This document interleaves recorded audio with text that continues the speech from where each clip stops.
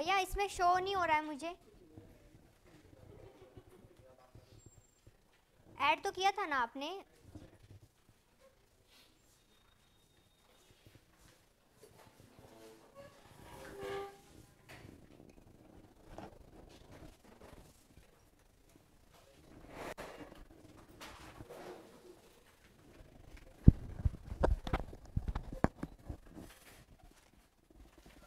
हाँ जी, good afternoon to all of you. भैया माइक का थोड़ा सा sound.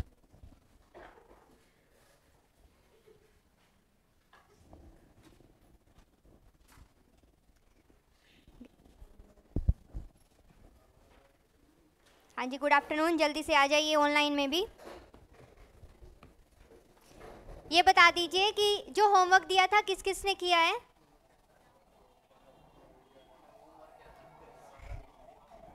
Then why you are raising your hand? तो होमवर्क क्या था ये याद नहीं है, होमवर्क किया है।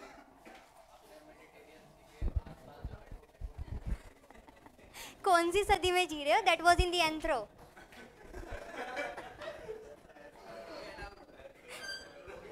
Very good Deepika, hello and good afternoon. हाँ, आज पता चल गया मुझे, प्रेजेंट हो। देखिए 1 मिनट और आपके पास, जल्दी से सेटल हो जाइए।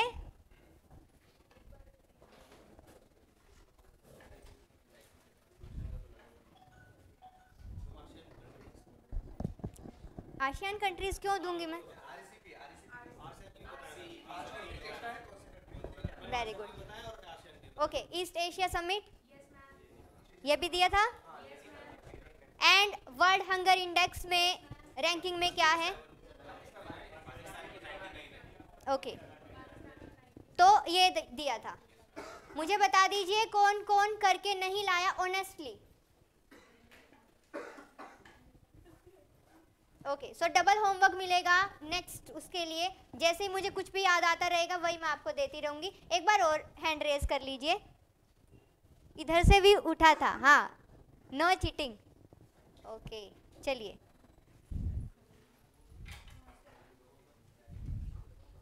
Very good, very good.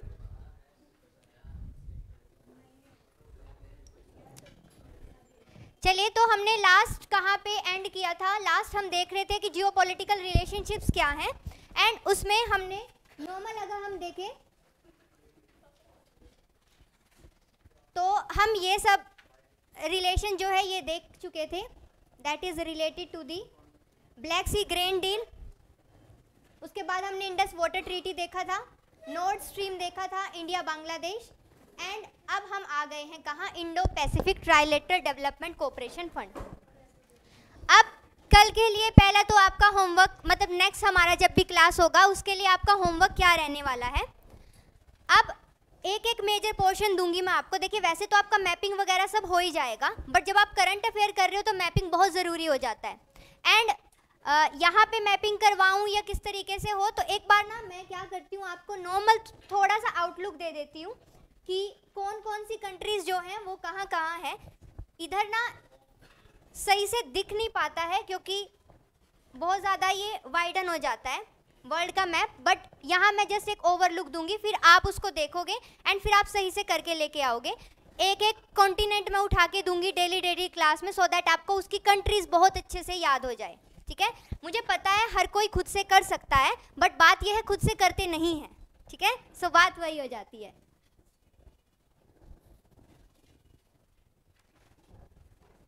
बहुत ज़्यादा सही से तो नहीं दिखाई दे रहा होगा, बट इतना है कि काम चल जाएगा। ठीक है, तो अब हम इन जनरल बात करेंगे सबसे पहले नॉर्थ एशिया की। सो नॉर्थ एशिया में मेजर हम क्या? Russia, Mongolia, China, north Korea, south Korea, Japan and Taiwan. ठीक है, वापस से Russia, Mongolia, China, north Korea, south Korea, Japan and Taiwan. ठीक है, ये किस में हो गए? नॉर्थ एशिया में ये कंट्रीज हो गई हैं। अब इनमें से China is the country and इसके साथ साथ रशिया इज़ द कंट्री। देखिए रशिया के साथ कोई बोलता है कि 14 कंट्रीज़ का बॉर्डर है या नहीं है, बट मेजरली अगर मैं बोलूँ तो चाइना इज़ द कंट्री जिसका 14 कंट्रीज़ के साथ बॉर्डर शेयर होता है। ठीक है, अब ये होमवर्क है। देखिए आप इन नोट्स में मत लिखा कीजिए, इन नोट्स में लिखोगे तो सही से नहीं बन पाएगा। आप अपना एक A4 शीट रखा करिए और उसमें आप चेक किया कीजिए कि क्या कुछ किया आपने। तो अब आपको नेक्स्ट क्लास में क्या करके लेके आना है, नेक्स्ट क्लास में आपको ये देख के लेके आना है कि चाइना की 14 कंट्रीज कौन सी है बॉर्डर कंट्रीज। एक और बात, कोई भी ये गूगल नहीं करेगा कि कौन कौन सी कंट्रीज हैं। मैप रखोगे आप अपने सामने एंड मैप में खुद से आप डायग्नोज करो कि कौन कौन सी 14 कंट्रीज है। ये इतना काम आप करके लेके आओगे नेक्स्ट क्लास के लिए, ठीक है। इसके साथ ही रशिया की भी है 14 कंट्रीज के साथ ही बॉर्डर, वो नहीं दूंगी अभी, दोनों साथ में दूंगी तो कंफ्यूज हो जाएगा, ठीक है। अब हम आ जाते हैं कहाँ, हम आ जाते हैं साउथ ईस्ट एशिया वाले पोर्शन में। सो साउथ ईस्ट एशिया वाले पोर्शन में जैसे कि हमने लास्ट क्लास में किया था, एशियन की 10 कंट्रीज के साथ बॉर्डर लगता है, वही सेम हमने करके देख लेनी है, ठीक है। उसमें कौन कौन आ जाएगा, हाँ जी, Myanmar, Thailand, Laos, Cambodia, Vietnam, Malaysia, Indonesia, Brunei, Philippines, ठीक है, सिंगापुर, ठीक है। सो ये 10 कंट्रीज हो गई कहाँ, साउथ ईस्ट एशिया में। सो इन्हीं 10 कंट्रीज का मेजर क्या है, एशियन का ग्रुपिंग बना हुआ है। एंड इन कंट्रीज के साथ ही अगर हम इन जनरल लेके चले तो RCEP उसी का एक पार्ट है। तो इसका अभी साउथ ईस्ट एशिया का कोई होमवर्क नहीं दे रही हूँ, अभी मैंने नॉर्थ एशिया का दिया है, ठीक है। बट आपको एक बार और घर जाके इन कंट्रीज को पास करके देख लेना है। देन उसके बाद हम आ जाते हैं कहाँ, देखिए साउथ एशिया वाले तो ये तो सार्क में हमने कर ही लिया था, इसमें हमें जाने की भी ज़रूरत नहीं है। उसके बाद हम ये वाले सेंट्रल एशिया वाले पोर्शन में आ जाते हैं। आई थिंक आपको दिख रहा होगा या थोड़ा काम चल जाएगा, ठीक है। सबसे पहले यहाँ कजाकिस्तान, देन उज्बेकिस्तान। ध्यान दीजिए उज्बेकिस्तान का सी के साथ बाउंड्री नहीं लगता है यहाँ पे, ठीक है, ओके। नेक्स्ट तुर्कमेनिस्तान, यहाँ पे आ जाते हैं किर्गिस्तान एंड यहाँ तजाकिस्तान। पाकिस्तान का तजाकिस्तान के साथ बाउंड्री लगता है या नहीं है, ये आपका जो है होमवर्क हो गया। नेक्स्ट, कोई भी गूगल नहीं करेगा, वो भी घर जाके करना है होमवर्क, यहाँ नहीं करना है। तजाकिस्तान का पाकिस्तान के साथ बाउंड्री लगता है या नहीं लगता, this is your next homework, ठीक है। सो ये आपका ये वाला रीजन हो गया। नेक्स्ट आपका आ जाता है मिडल ईस्ट, या फिर इसको हम वेस्ट एशिया भी बोलते हैं, Middle East and West Asia, ठीक है। So Middle East and West Asia में मेजर कंट्रीज जो आ जाती है इन जनरल अगर मैं बोलूँ तो यहाँ से ईरान से स्टार्ट होता है, ईरान आ गया, इराक आ गया, टर्की आ गया, यहाँ पे आपका हल्का सा रीजन आता है अजरबैजान एंड आर्मेनिया वाला, ठीक है। यहाँ पे आ जाता है आपका जॉर्जिया वाला। ये इराक के बाद यहाँ जो हम एरिया है, कुवैत आता है, बहरीन आता है, कतर आता है, सऊदी अरेबिया, यहाँ पे ओमान, यमन, UAE, और यहाँ हल्का सा पोर्शन है जो ओमान का है, ठीक है। इतना सा पोर्शन है जो ओमान का है वो यहाँ आ जाता है, ठीक है। उसके बाद इधर वाले एरिया में बात करें तो यहाँ पे आ जाता है लेबनान, ठीक है, इधर आ जाता है इजराइल, आ जाता है हल्का सा नीचे जो है जॉर्डन आ जाता है, ठीक है। सो ये वाला पोर्शन आपका हो गया, इधर आ जाता है टर्की, एंड फिर आप आ जाते हो इस पोर्शन में, that is basically the Europe, ठीक है। अभी इतना ही करेंगे। अब आप सब क्या करोगे, आप सब घर जाके ये North Asia, Central Asia, West Asia, South East Asia and South Asia, इनको बहुत अच्छे से माइन्यूट करके इनको रट के लेके आओगे, सो दैट कि अगर आपसे पूछा जाए कि किसकी बाउंड्री किसके साथ लगती है, कौन किसके पास, देखिए इतने माइन्यूट से क्वेश्चन यूपीएससी नहीं पूछता है, but let me just tell you indirectly इनका यूज़ होता है, और ये आप कहीं ना कहीं आपको लगेगा कि आपका ये इनडायरेक्ट नॉलेज अप्लाई हो रहा है, तो इस वजह से इसकी ज़रूरत है। एक साथ करने बैठते हैं तो नहीं हो पाता है, तो ये इतना मेजर पोर्शन आपको करके लेके आना है। सो ये आपका मंडे तक का होमवर्क हो गया, इतना तो आई थिंक आप कर ही पाओगे, ठीक है, वेरी गुड। जिनको ऑलरेडी आता है उनका तो हम क्या ही बोल सकते हैं। चलिए अब हम आ जाते हैं वापस से, तो अब एक आउटलुक अगर आपको आ जाएगा ना तो आप विजुअलाइज कर पाओगे बाकी सब चीज़ों को। एंड इतना मत सोचिए हल्की फुल्की बाउंड्री में कुछ इधर उधर होता रहता है मिस्टेक, बट मेजर आपको पता होना चाहिए कौन किसके आसपास जो है रहता है। अच्छा ये वापस से मैंने यही खोल लिया।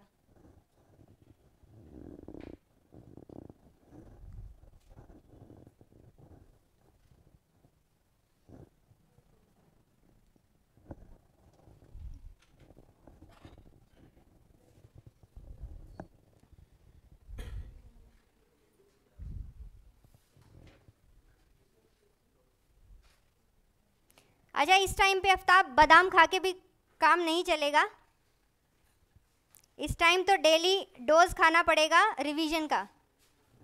आई थिंक यहाँ पे है देयर इज स्पेस, है ना, देयर इज हाँ बाउंड्री क्वेश्चन आएगा ही। सी का बाउंड्री क्वेश्चन भी आ जाता है, ब्लैक सी को पहले आया भी है, तो इस वजह से धीरे धीरे करेंगे, मैं याद करवा दूंगी, बट बस आपको याद तो आप सब कर लोगे, बस खुद से नहीं करोगे, इतना मुझे पता है।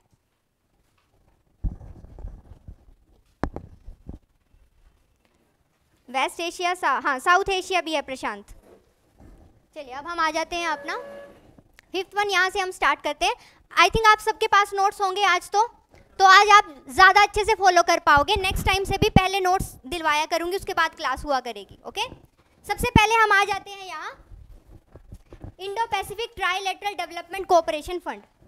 इंडो पैसिफिक एरिया की बात की गई है, इंडो मीन्स इंडियन रीजन की बात की गई, and it's a kind of trilateral development cooperation.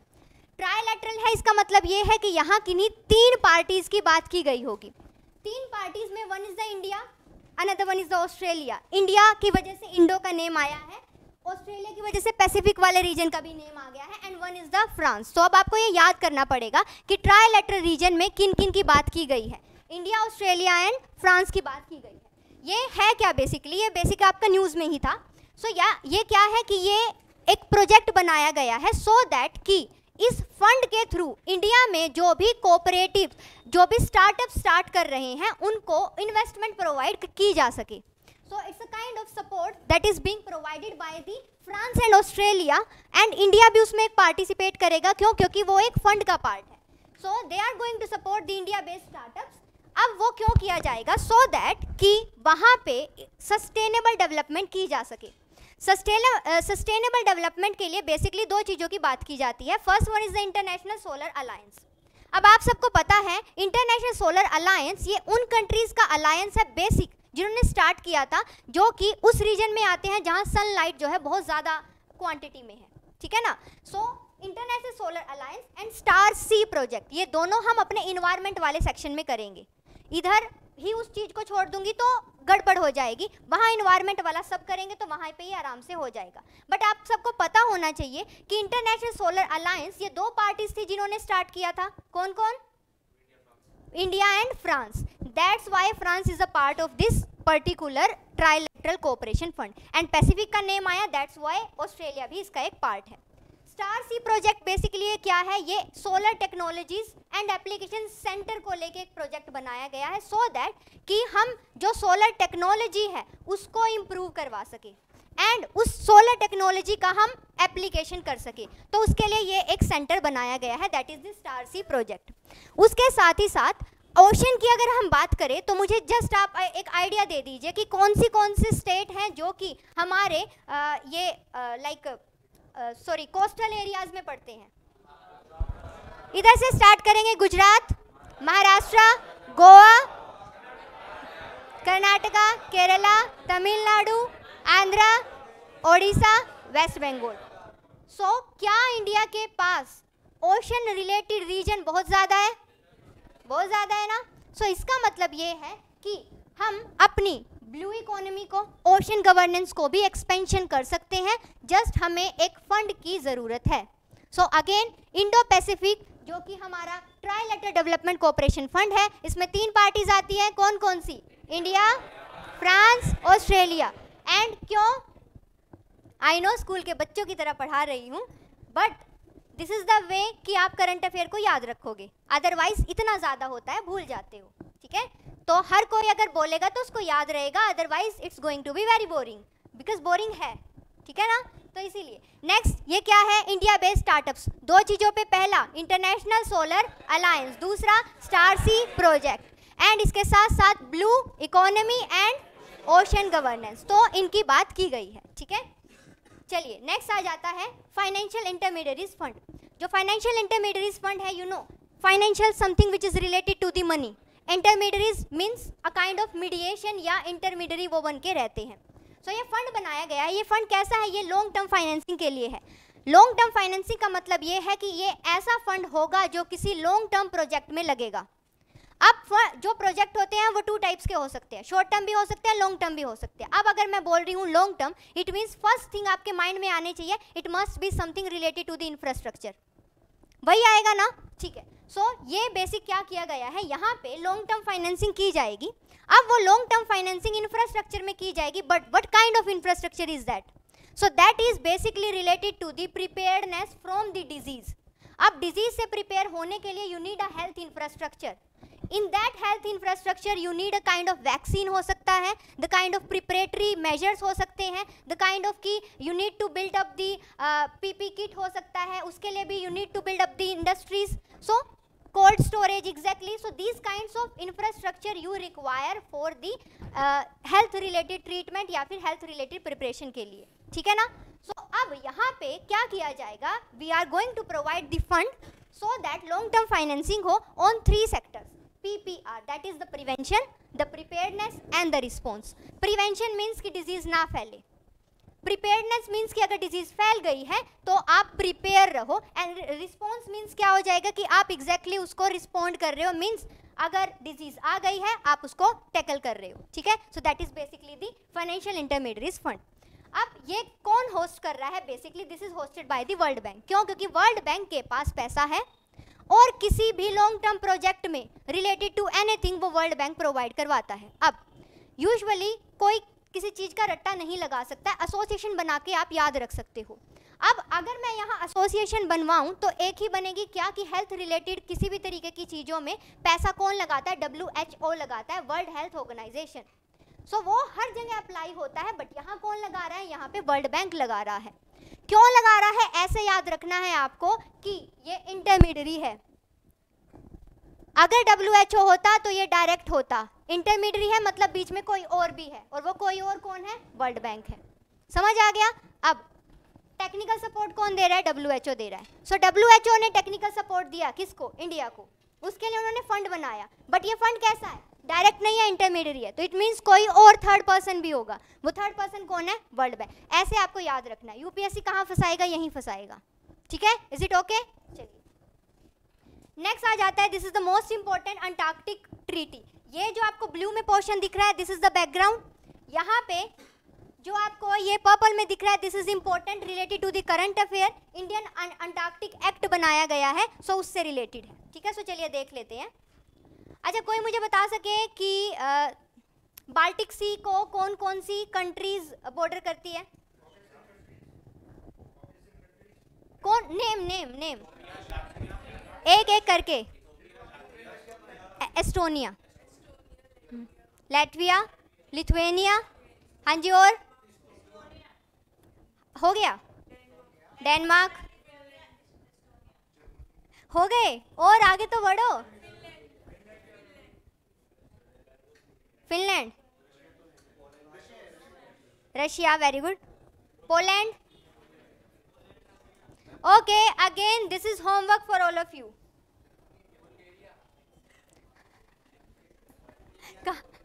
कहाँ कहाँ गए हो आप?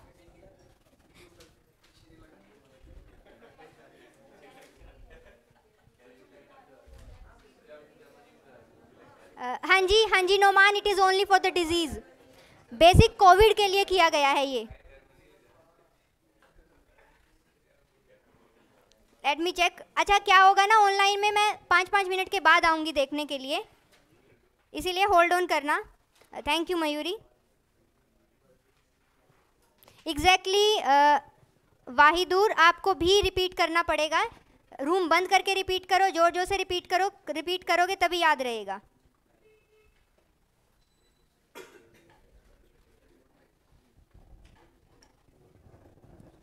हाँ जी, लिख लिया ना, ये भी this is also your homework. याद करके लेके आना, जो जितना याद करके लेके आएगा उसको उतना ही याद रहेगा, ठीक है। अब नेक्स्ट अंटार्कटिक ट्रीटी की बात की गई है, तो यहाँ पे बेसिकली ये ट्रीटी हुई थी 1961 में। 12 ओरिजिनल मेंबर ने इसको जो है साइन किया था। ओरिजिनल मेंबर का मतलब क्या है, यू कैन सी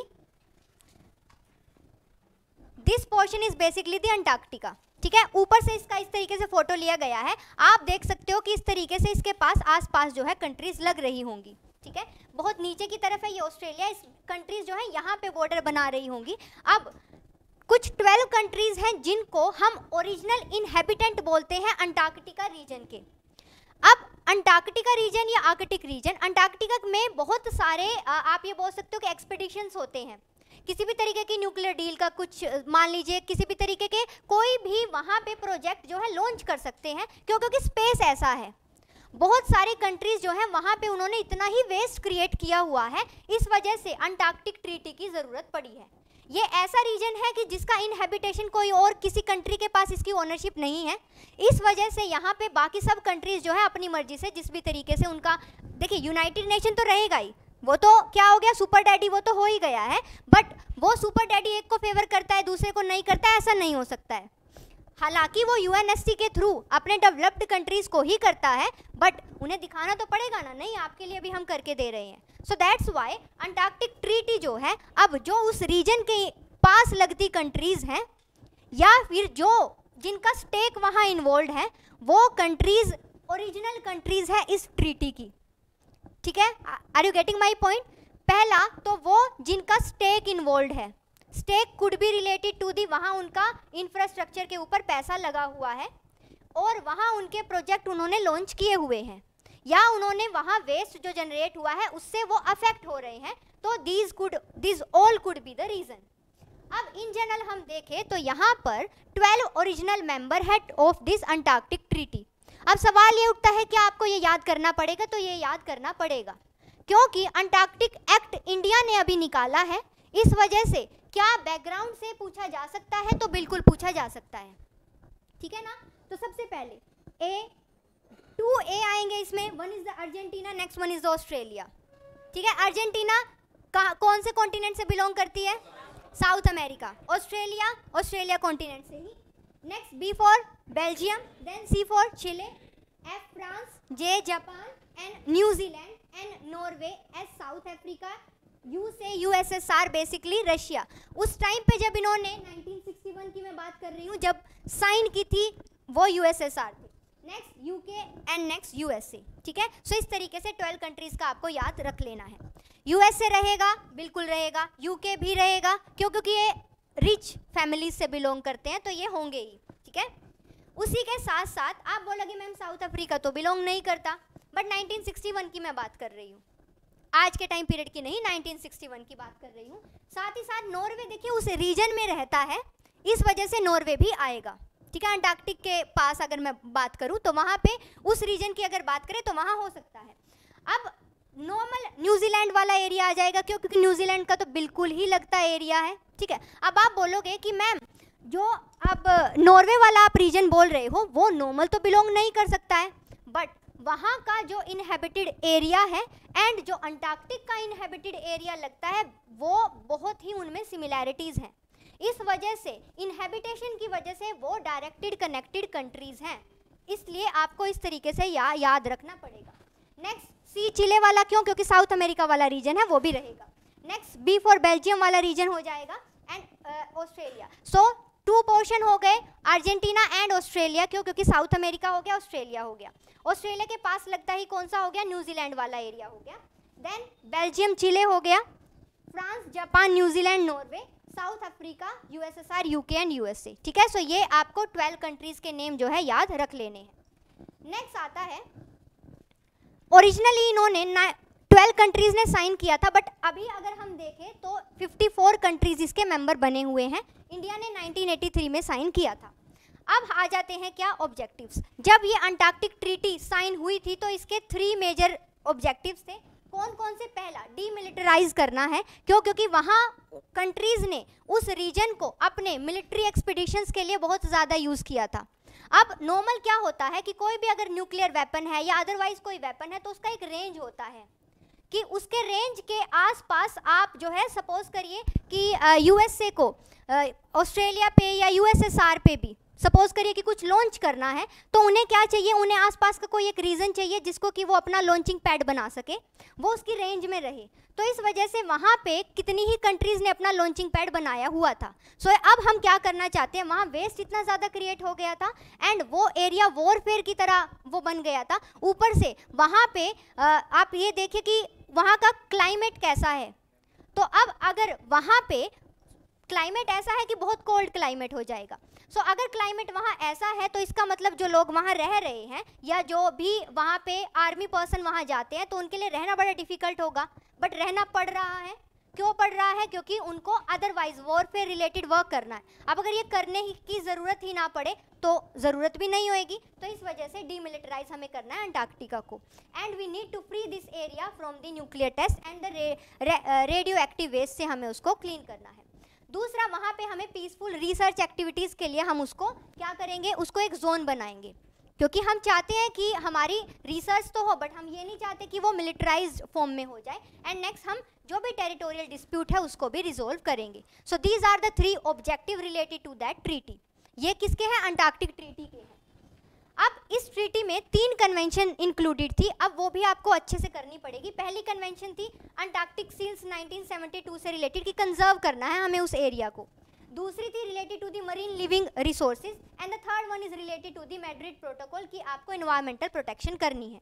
सो अब क्वेश्चन ऐसे बन के आ सकता है कि Madrid Protocol is related to what? So Madrid Protocol या Madrid Convention is related to the Antarctic region and वहाँ पे भी क्या, तीनों में से कोई भी आ जाए, for peaceful research, for territorial dispute और फॉर दी न्यूक्लियर या रेडियो एक्टिव वेस्ट से उसको फ्री करना है, तो तीनों में से कोई भी एक हो सकती है। ठीक है, सो ये बेसिक जो है 3 ट्रीटीज जो है इसमें आ जाएंगी। अब सवाल क्या उठता है, पहले एक बार इसकी रिवीजन कर लीजिए। 1961 में आई थी, 12 कंट्रीज जो हैं, उसके बाद 54 अब मेंबर बन चुके हैं। 1983 में इंडिया इसका part. Is India part of Antarctic treaty originally? No, but अभी बन चुका है। ठीक है, ऑब्जेक्टिव कितने हैं? 3, रिजोल्व करना है टेरिटोरियल डिस्प्यूट्स को, उसको फ्री जोन बनाना है रिसर्च के लिए, एंड अनदर वन इज कि उसको डीमिलिटराइज करना है। देन आ जाता है सब्जेक्ट मैटर। 3 ट्रीटीज़ की हम बात करते हैं। पहला ट्रीटी क्या हो गया? कंजर्व करना है हमें उस एरिया को। दूसरा, marine living resources and third one is related to the Madrid Protocol, basically the environmental protection of this particular region. So ये 3 कन्वेंशंस हो गई। अब ये न्यूज़ में क्यों था? हाल फिलहाल में क्या किया गया है, इंडिया ने एक एक्ट निकाला है, अब बिल नहीं है ये एक्ट है, इंडियन अंटार्कटिक एक्ट 2022। ठीक है, इसमें क्या किया गया है, क्यों निकाला गया? सो दैट कि हम अंटार्कटिक इन्वायरमेंट को प्रोटेक्ट करें। अब हर रीजन की अपनी रिस्पॉन्सिबिलिटी है कि अंटार्कटिका में उन्होंने जितना भी गार्बेज जो भी कुछ किया है वो अपना उसको क्लीन करे। सो इस वजह से हमने क्या किया गया है, हमने ये बोला है दैट हम अपना कोई भी एक्सपीडिशन वहाँ पे नहीं करेंगे, we will try to prohibit, या हम कम करेंगे उसको। पहला हमने ये बोला। दूसरा हमने बोला कि हम माइनिंग एक्टिविटी तो वहाँ बिल्कुल नहीं करेंगे। अब क्या ये पॉइंट एज इट इज़ बन के आ सकते हैं? तो UPSC as it is point 3 से 4 पॉइंट ऐसे ही बना के दे देता है। सो इस वजह से आपको ये ऐसे ही रटने पड़ेंगे। पहला हमने बोला वी विल प्रोहिबिट या फिर we will prohibit the Indian expedition. So अब यूपीएससी इसमें भी खेलता है और पहले भी हो चुका है, वो डाल सकते हैं क्या, to eliminate Indian expedition to the Antarctica. Eliminate हम नहीं कर सकते हैं, क्यों? क्योंकि क्या पता हमें रिसर्च एक्सपीडिशन करना हो, उसके लिए तो अलाउड है ना, इस वजह से इसमें आएगा क्या, प्रोहिबिट। एलिमिनेट का मतलब होता है complete elimination, that is on the mining activities. Next आता है to facilitate India's interest and proactive involvement, कि हम एक्टिवली इन्वॉल्व करेंगे वहाँ पे। उसके बाद we are going to increase the international visibility, the credibility of the India in the polar governance, कि पोलर जो पोलर एरियाज हैं उनकी गवर्नेंस में we are going to help. अब ये किस किस के ऊपर अप्लाई होगा? पहला तो सुपरवाइज कौन करेगा? मिनिस्ट्री ऑफ अर्थ साइंसेज इसको सुपरवाइज करेगी। ये भी आ सकता है कि मिनिस्ट्री ऑफ इन्वायरमेंट कर दे, या तो ये आ सकता है एक्सपीडिशन से रिलेटेड है मिनिस्ट्री ऑफ इंफॉर्मेशन कर दे, तो वो नहीं करेंगे। It is something related to the earth, it is something related to the science, तो ऐसे याद कर लेना मिनिस्ट्री ऑफ अर्थ साइंसेज। अब अप्लाई किस किस के ऊपर होगा? कोई ऐसा पर्सन मीन्स कोई इंडियन या फॉरेन सिटीजन, इंडिया की तरफ से कोई फॉरेन सिटीजन, कोई मीन्स है तो फॉरेन सिटीजन बट इंडिया के थ्रू वो किसी कंपनी के थ्रू वहाँ पे एक्सपीडिशन करता है, तो भी हम नहीं करने देंगे। क्यों? क्योंकि हम प्रोहिबिट कर रहे हैं। सपोज करो कोई एक फॉरेन सिटीजन है, इंडिया में उसने अपना एक कंपनी सेटअप किया है, उस कंपनी के थ्रू वो माइनिंग कर रहा है, कहाँ? अंटार्कटिका में जाके, एंड इंडिया के ऊपर ये आ रहा है कि इंडिया की तरफ से माइनिंग किया जा रहा है, तो वो नहीं किया जाएगा। इवन अगर इंडिया की किसी एक पर्सन ने फंड लगाया हुआ है किसी फॉरेन कंपनी में और वो फॉरेन कंपनी इंडिया के इन्वेस्टमेंट के फंड से कुछ एक्सपीडिशन कर रही है तो वो भी नहीं किया जाएगा। ठीक है, वापस से मैं एक बार और इसको क्लैरिफाई कर देती हूँ।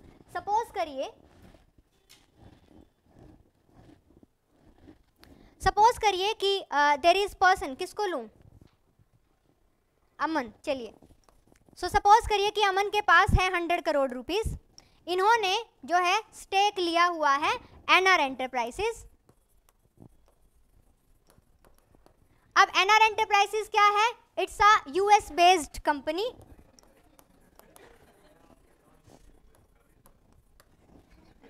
It's a US based company, तो यूएसए में ये कंपनी है। अब अमन ने अपना इन्वेस्टमेंट यहाँ किया हुआ है एंड अमन के पास जो परसेंटेज है, सपोज करिए इनके पास 51% स्टेक है। सो अब मुझे बता दीजिए, क्योंकि इनके पास 51% स्टेक है तो ये कंपनी मुझे तो नहीं बिलोंग करती होगी, ठीक है ना। और कहाँ की है ये, यूएसए बेस्ड कंपनी है। It means Indian citizen, investment in the US based company. तो अब ये जो एनआर एंटरप्राइजेस है ये क्या करती है, ये माइनिंग स्टार्ट कर देती है अंटार्कटिका में। माइनिंग स्टार्ट कर देती है अंटार्कटिका में। अब इसने माइनिंग स्टार्ट कर दी तो अब क्या इंडिया का इंडियन अंटार्कटिक एक्ट अप्लाई होगा, ठीक है। सो इसके ऊपर ये इंडियन अंटार्कटिक एक्ट अप्लाई होगा, ठीक है ना। On the entities incorporated, established और registered under any law in the force in India. कोई कंपनी अगर इंडिया में इनकॉर्पोरेट हुई है, मीन्स इंडिया में बनी है, इंडिया में रजिस्टर्ड हुई है एंड वो कंपनी अपना फंड लगा रही है माइनिंग के लिए, तो उस पर भी ये एक्ट अप्लाई होगा। नेक्स्ट, कोई वेसल्स हो गए, कोई एयरक्राफ्ट हो गए, रजिस्टर्ड है इंडिया में और वो एक्सपीडिशन कर रहे हैं अंटार्कटिका में, तो उन पर भी अप्लाई होगा, ठीक है। सो ये 3 चीज़ें हैं जिन पे अप्लाई होगा। मैं वापस से बोल रही हूँ, this is very much important, तो इसके ऊपर स्टार लगा लीजिए।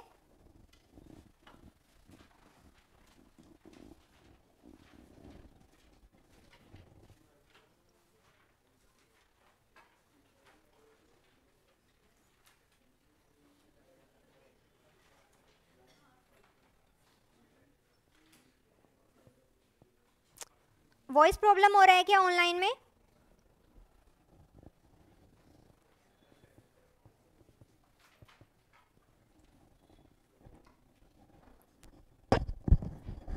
नहीं ना, ठीक है, ओके।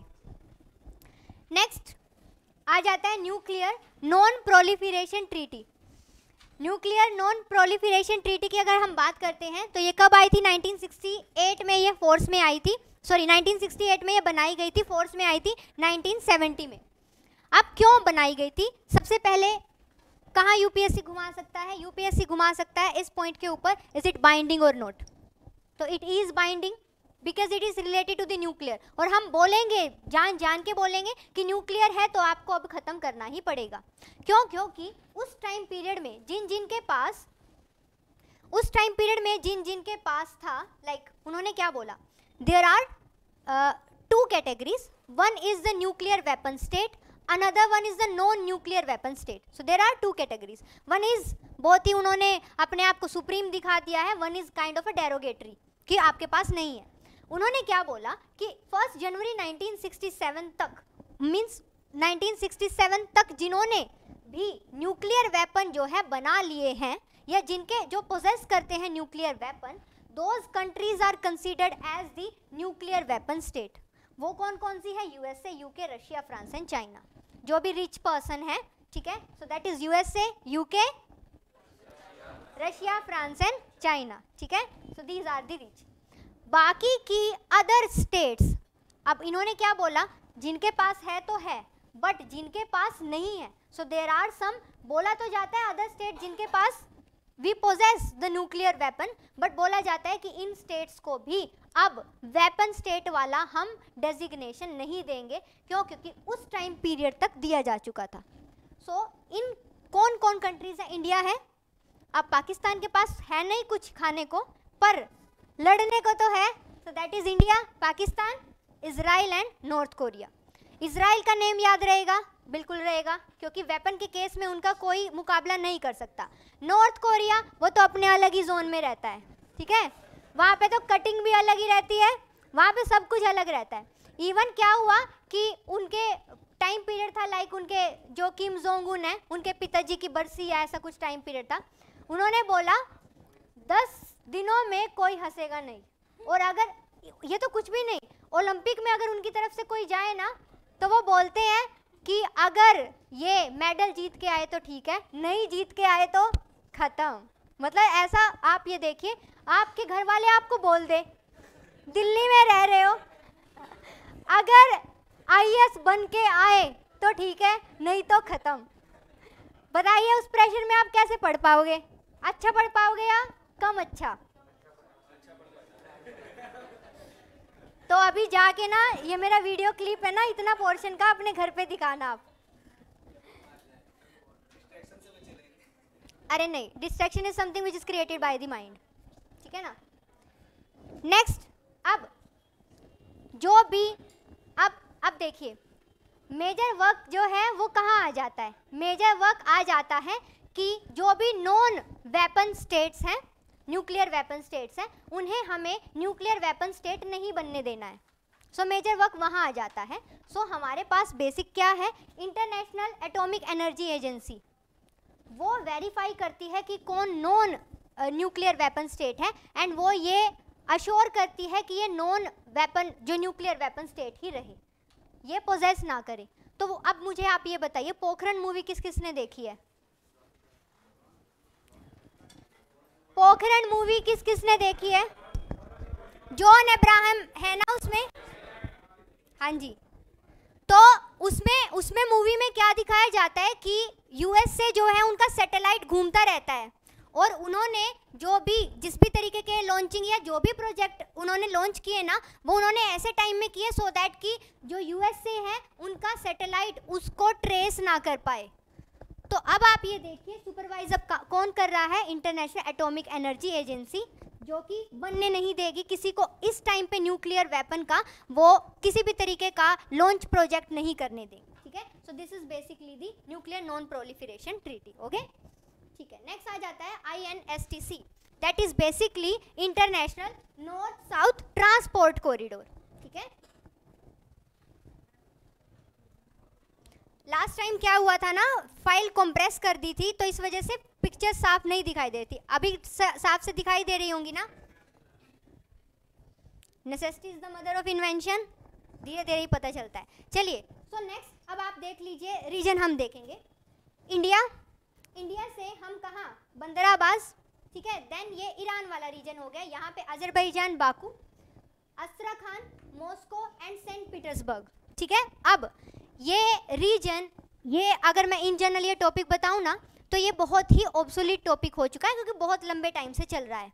तो इसके मैं नहीं बोलूँगी आपको कि ये सारे याद करो आप, पर एक नज़र आप इस पे मार लेना, अदरवाइज ये इतना रटने की ज़रूरत नहीं है, क्योंकि ये बहुत ऑब्सोलीट हो चुका है, बहुत टाइम पीरियड से चल रहा है।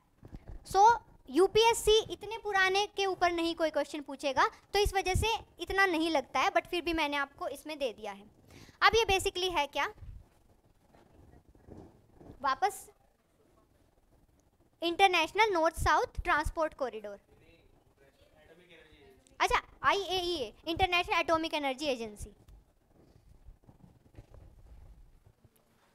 अरे नहीं, कोई कॉल करने की ज़रूरत नहीं है, मैंने देख लिया है। अरे जगबीर इज सेइंग स्टक हो गया है। मैम आपको फिर से पढ़ाना पड़ेगा, कुछ नहीं सुना हमें तो।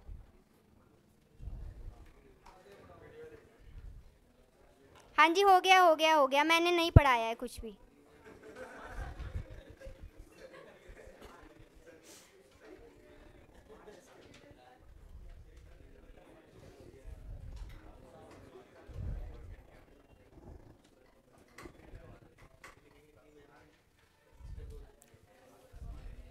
अच्छा, नेक्स्ट टाइम से कोई भी एक ऑफलाइन का स्टूडेंट फेवर करेंगे मुझे, कि क्योंकि मैं एकदम से इधर आके कमेंट नहीं देख सकती हूँ, आप साथ में ओपन कर लेंगे, ठीक है। Neha will do that for us. हाँ रिपीट करूँगी, अभी बता दो अभी ठीक हो गया है या नहीं, कहाँ से रिपीट करना है ये भी बता दीजिए।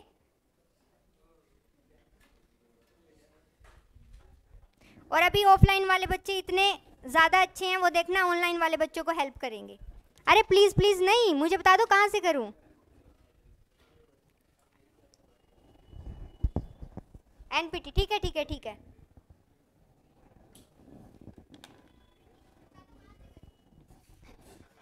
आवाज म्यूट करके रखो। ओके सो अभी ना मुझे मैसेज रिसीव हुआ है फॉर दी ऑनलाइन स्टूडेंट। मैं बता देती हूँ कि ना ऐप में कुछ प्रॉब्लम हो रखी है, तो बार बार ना स्टक होता रहेगा। इस वजह से आपको एक बार रिकॉर्डेड वीडियो देखना पड़ेगा।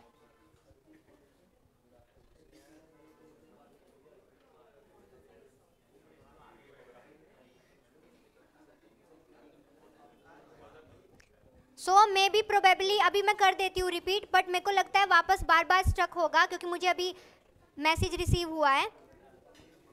रिकॉर्डिंग मिल जाएगी लेकिन आपको। चलिए मैं वापस एक बार और बता देती हूँ।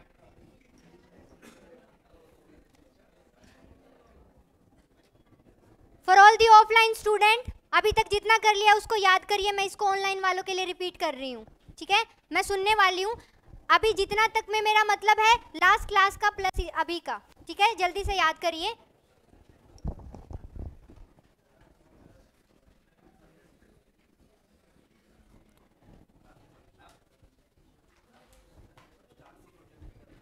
स्टारसी project is basically solar technology and application centre that is also related की टेक्नोलॉजी हमें इंप्रूव करनी है, फंड उसके लिए लेके आना है एंड देन उसका एप्लीकेशन देखना है। So it is basically kind of creating infrastructure की सेंटर बनाना है हमें, एंड फिर वो हम उसको प्रमोट करेंगे। बहुत ज़्यादा डिटेल में मैं इसको उसमें बताऊंगी इन्वायरमेंट वाले सेक्शन में, ठीक है।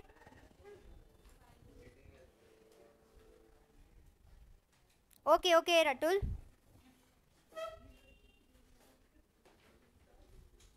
ठीक है ठीक है। नहीं नहीं करती हूँ मैं, अभी करती हूँ। चलिए आप जल्दी से देख लीजिए। न्यूक्लियर नॉन प्रोलिफरेशन ट्रीटी ये 1968 में आई थी, बट फोर्स 1970 से आनी स्टार्ट हुई थी। इसका मेजर फोकस क्या है कि ये बाइंडिंग रहने वाली है। अब आपको याद रखना पड़ेगा बाइंडिंग है नॉन बाइंडिंग है। न्यूक्लियर से रिलेटेड है, इसका मतलब ये बाइंडिंग ही रहेगी। और मेजर उनका फोकस रहने वाला है कि हमें जिनके पास भी न्यूक्लियर और किसी को करने नहीं देना है, जिनके पास है न्यूक्लियर वेपन स्टेट के उनको डिसआर्मामेंट कर देना है कि ऐसा ना हो कि उनको लॉन्च कर सके, लॉन्च किसी कंडीशन में ना कर पाए। अब ये बेसिक क्या है, 1967 से मींस उससे पहले तक, मींस 1967 तक 5 कंट्रीज थे, US, UK, Russia, France, China, जो कि न्यूक्लियर वेपन जो है वो लॉन्च कर चुके थे। मींस उन्होंने ये शो कर दिया था कि उनके पास ये न्यूक्लियर वेपन है। नेक्स्ट अभी भी 4 स्टेट हैं, बट 1967 के बाद हुआ है उनमें, that is India, Pakistan, Israel and North Korea. अब वैसे इन जनरल हम बोले तो there is International Atomic Energy Agency again stuck.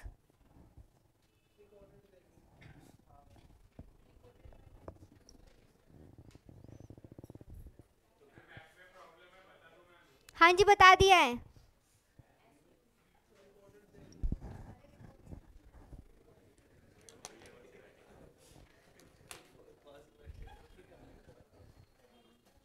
अच्छा एक सेकंड रुकिए, मेरे को बात करने दीजिए।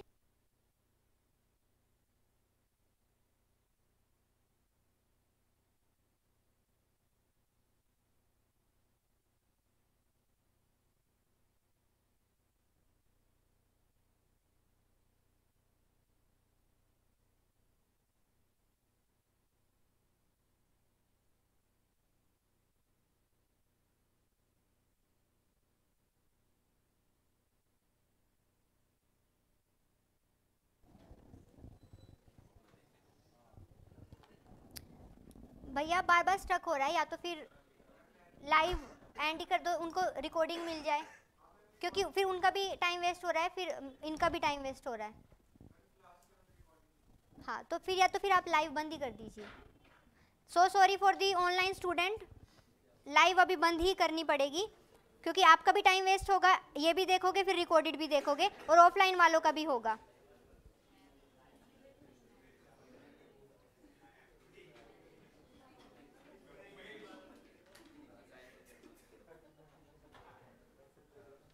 हाँ इट्स ओके इट्स ओके।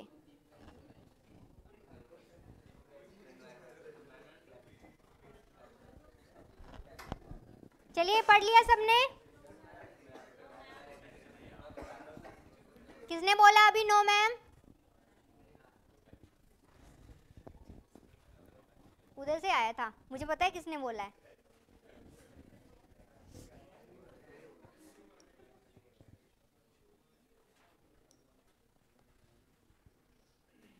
चलिए पूछूं, ठीक है, आपसे तो पक्का पूछूंगी क्योंकि पढ़ नहीं रहे थे आप।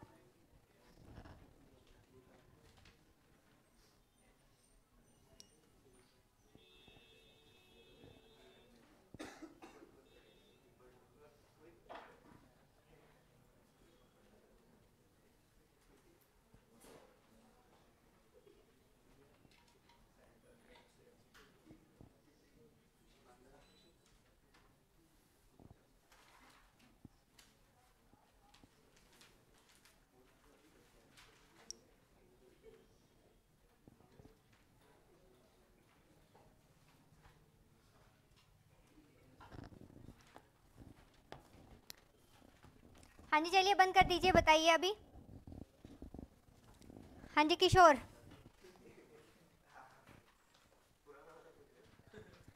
कुछ भी पूछ सकती हूँ, नहीं कुछ भी पूछ सकती हूँ। ओके सो आप मुझे बताएंगे कि फाइनेंशियल इंटरमीडिएरीज फंड जो है वहाँ टेक्निकल सपोर्ट किसने दिया था? कोई फुसफुस आएगा नहीं, मुझे आवाज़ नहीं सुननी चाहिए। यही तो आपसे नहीं पूछूंगी क्योंकि कुछ डिफिकल्ट पूछना है। किशोर बता सकते हो, आराम से सोचो, फाइनेंशियल इंटरमीडिएट फंड क्योंकि अभी पढ़ा है। हाँ तो हाँ, टेक्निकल सपोर्ट किसने दिया है? अंडरस्टैंडिंग से करने की कोशिश करो, you can do. And technical support कौन देगा? WHO बोलते हैं बेसिकली, हु नहीं बोलते।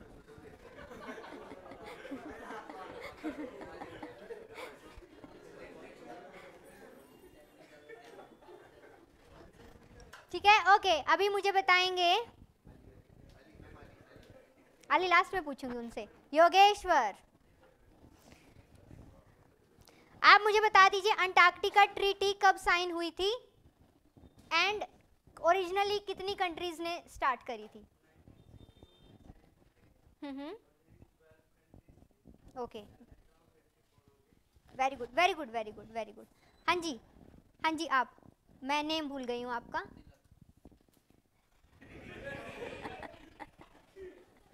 हाँ जी हाँ जी मनीषा। हाँ जी मनीषा, मुझे किन्हीं ना 3 कंट्रीज का नेम बता दीजिए जो कि अंटार्कटिका ट्रीटी में साइन, मतलब उन्होंने साइन किया था ओरिजिनली। USA, UK, ओके, और भी बता सकते तो। Very good very good. Chile, Belgium, Argentina, Australia, very very good. तालियां हो जाए देखिए इनके लिए। नहीं पॉइंट अलग चीज का मिलता है। हाँ जी संकल्प, ऑब्जेक्टिव क्या थे of the Antarctic treaty?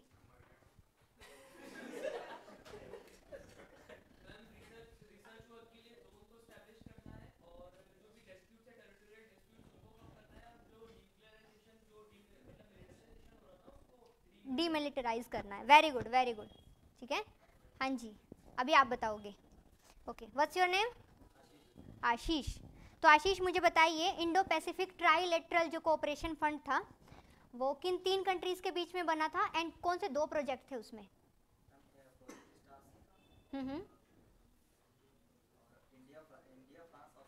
Very good.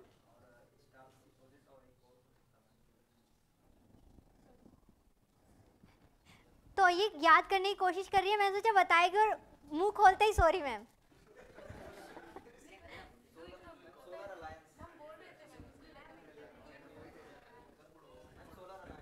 International Solar Alliance, very good. Okay नहीं नहीं नहीं,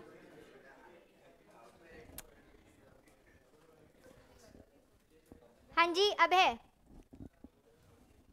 मुझे बता दीजिए एशियन जो है 10 कंट्रीज कौन कौन से उनके नेम?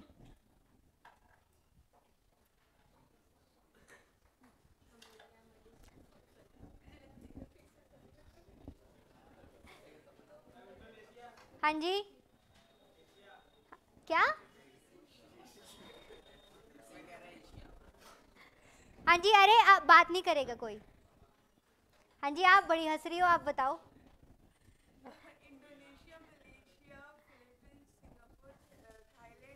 बस बस, थैंक यू, रुक जाओ। हाँ जी, अभी आप बताओगे। हाँ जी,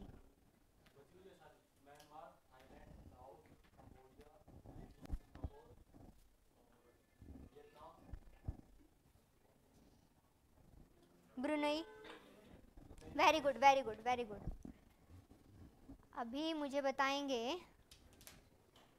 हाँ जी, पीछे जो ब्लैक कैप में है ना, हाँ जी, what's your name? Rajeev. Diljit. Okay.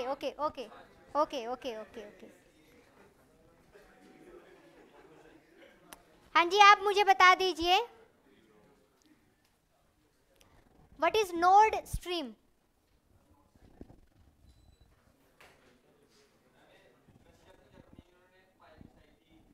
किससे रिलेटेड? अरे सुनने तो दो ना, अरे सुनने तो दो। हाँ जी, ओके, नेचुरल गैस के लिए। ओके, बट ये न्यूज़ में क्यों था? हाँ जी, बताइए Priyanshu. Which kind of gas? Very good. चलिए अब आगे बढ़ जाते हैं।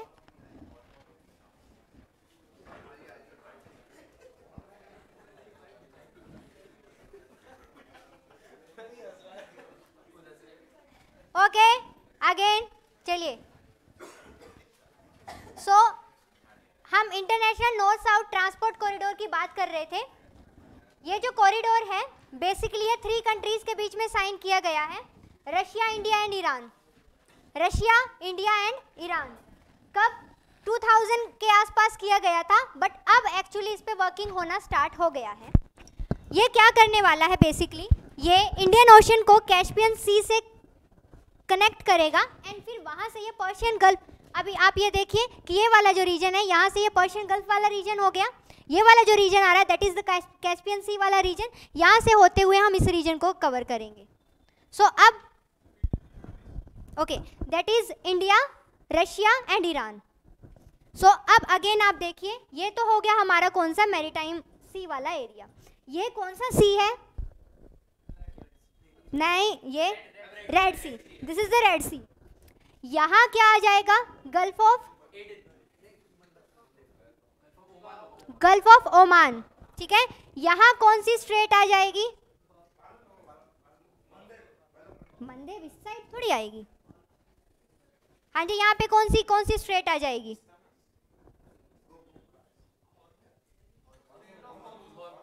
Straight of Hormuz. ठीक है, अगेन ये पर्शियन गल्फ वाला एरिया हो जाएगा। देन ये वाला कौन सा एरिया है? कैस्पियन सी वाला एरिया। कैस्पियन सी वाले एरिया में यहाँ पे 5 बेसिक क्या है कि 5 कंट्रीज की बाउंड्री लगती है। ठीक है, कौन कौन सी कंट्रीज हैं? Turkmenistan, Azerbaijan, Russia, Iran, Kazakhstan. ठीक है, सो ये 5 कंट्रीज की यहाँ पे बाउंड्री लगती है। तो इस रीजन को अब हम यहाँ से मैरीटाइम के थ्रू कनेक्ट करेंगे, देन यहाँ से रोड के थ्रू कनेक्ट करेंगे। वो कौन सा है? ये वाला भी थोड़ा लाइक हेल्प करने वाला है। देन यहाँ से हम वापस से मैरीटाइम वाला कनेक्शन होगा, देन यहाँ से रोड वाला कनेक्शन होगा। सो ये हम बनाने की कोशिश कर रहे हैं। हम ये क्यों बना रहे हैं? सो दैट कि हम चाइना अपना बेल्ट एंड रोड इनिशिएटिव चल रहा है उसको हम काउंटर कर सके, उसके लिए हम ये बना रहे हैं।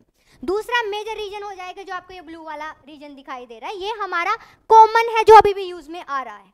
ठीक है, अब नॉर्मल अगर हम बात करें तो अभी इसमें 13 कंट्रीज को हमने अपने साथ मिला लिया है। क्यों? क्योंकि उनकी भी ज़रूरत पड़ेगी। हम सिर्फ अपना ही तो रीज़न नहीं है कि हम अपना ही जा सकते हैं। सो ये इस तरीके से है, इतना ज़्यादा इंपॉर्टेंट नहीं है क्योंकि इतना ज़्यादा न्यूज़ में ये रहता भी नहीं है। इंपॉर्टेंट आ जाता है क्या? Chabahar port. जो छाबार पोर्ट की अगर हम बात करें, ये क्यों न्यूज़ में रहता है? ये पाकिस्तान सारा दिन रोता रहता है, उसकी वजह से न्यूज़ में रहता है। ठीक है, सो इन जनरल अगर हम बात करें छाबार पोर्ट के बेसिक 3 टाइप्स ऑफ थिंग्स में ये डिवाइडेड होगा। पहला, छाबार से जाहेडान तक जो है ये रीजन जाएगा। ठीक है, यू कैन सी कितना होगा 1380 किलोमीटर का। अब क्या ये याद करने की जरूरत है कितने किलोमीटर का होगा, नहीं, बट पता होना चाहिए कौन सा ज़्यादा बड़ा होगा तीनों में से। उसके बाद नेक्स्ट वाला कहाँ से जाएगा, जायडेन से जरांस तक जाएगा, नेक्स्ट जरान से डेलाराम तक जाएगा। ठीक है, सो ये तीन जो आपको नेम आए हैं छाबार पोर्ट तो आपको पता ही होगा, जायडेन, जरन एंड डेलाराम। सो ये तीन न्यू नेम पता चले हैं आपको। एंड इन तीनों में से अगर मैं पूछूं कि कौन सा सबसे ज़्यादा होगा, दैट इज़ दी छाबार, ये जो फर्स्ट वाला रीजन है छाबार से जायडेन वाला रीजन होगा। अब ये कौन सी कंट्री है, बेसिकली ईरान। तो मेजर पोर्शन कहाँ काम हो रहा है, ईरान में काम हो रहा है। ठीक है, अब जरन से डेलाराम तक वाला कौन से में, अफगानिस्तान, कंप्लीट हो चुका है। ठीक है, देन जायडेन से जरन वाला एरिया ये कैसा है, पार्शियली कंप्लीटेड है, क्योंकि काम चल रहा है इसके ऊपर। अब ये दो कंट्रीज़ के बीच में जोड़ेगा ना, इस वजह से इसके ऊपर अभी काम चल रहा है। कभी कभी क्या होता है, इवन क्या बोला जाता है, ईरान ने ये बोला कि इंडिया आप छाबार पोर्ट बनाने के लिए मुझे हेल्प कर रहे हो, बट इंडिया ना कभी कभी अपनी हेल्प पीछे खींच लेता है। क्यों, क्योंकि यूएसए सैंक्शन लगाने लगता है। सो इस वजह से ये कभी कंप्लीट होता है, कभी नहीं होता है। इवन एक टाइम तो ऐसा आया था, ईरान को गुस्सा आ गया था, उन्होंने बोल दिया था that we are going to take help from the China.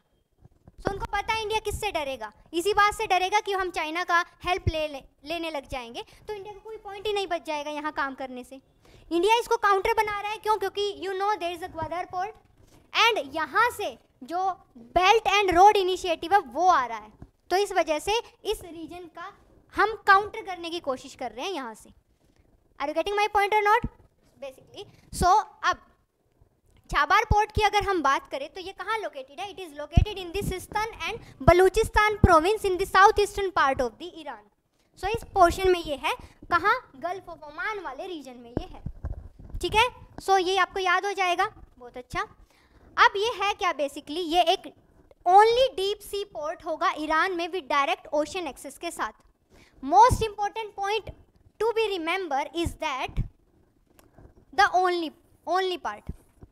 क्यों, क्योंकि यूजुअली हम क्या बोलते हैं कि यूपीएससी में आपको 30 to 35 क्वेश्चन ही अच्छे से आते होंगे, उसके अलावा आपको नहीं आते होंगे। Then you have to do the logical guessing, and in the logical guessing एक वो चला आ रहा है कि you have to eliminate the extreme words या एक्सट्रीम स्टेटमेंट। अगर आप उनको एलिमिनेट कर देते हो तो आप राइट आंसर पे पहुंच जाते हो।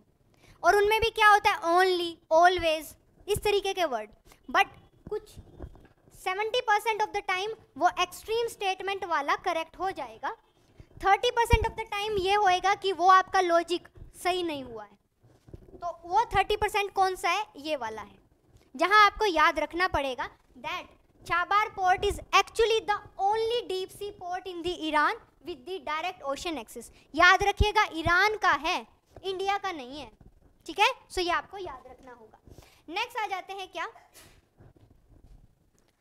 अब इसकी ज़रूरत क्यों पड़ी हमें, इसकी ज़रूरत इसीलिए पड़ी because we want to reach out to the Commonwealth of the Independent State countries. हम वहाँ तक पहुँचना चाहते हैं। अब Commonwealth of Independent State CIS में कौन कौन सी कंट्रीज़ आती है, याद करने की ज़रूरत नहीं है, मैंने यहाँ पे लिख दिया है सो दैट कि एक आपके माइंड में रहे।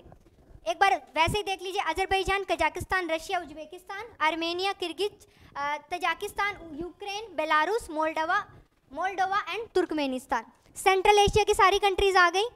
उसके पास ही लगती हुई वो कंट्रीज आ गई, बेलारूस, मोल्डोवा। ठीक है, यूक्रेन वाला रीजन आ गया, याद रख लोगे आप। नेक्स्ट आ जाता है वेस्ट एशियन क्वाड। क्वाड की अगर बात करूं तो किन्हीं 4 कंट्रीज का नेम आपके माइंड में आता होगा, ऑस्ट्रेलिया, USA, जापान, इंडिया।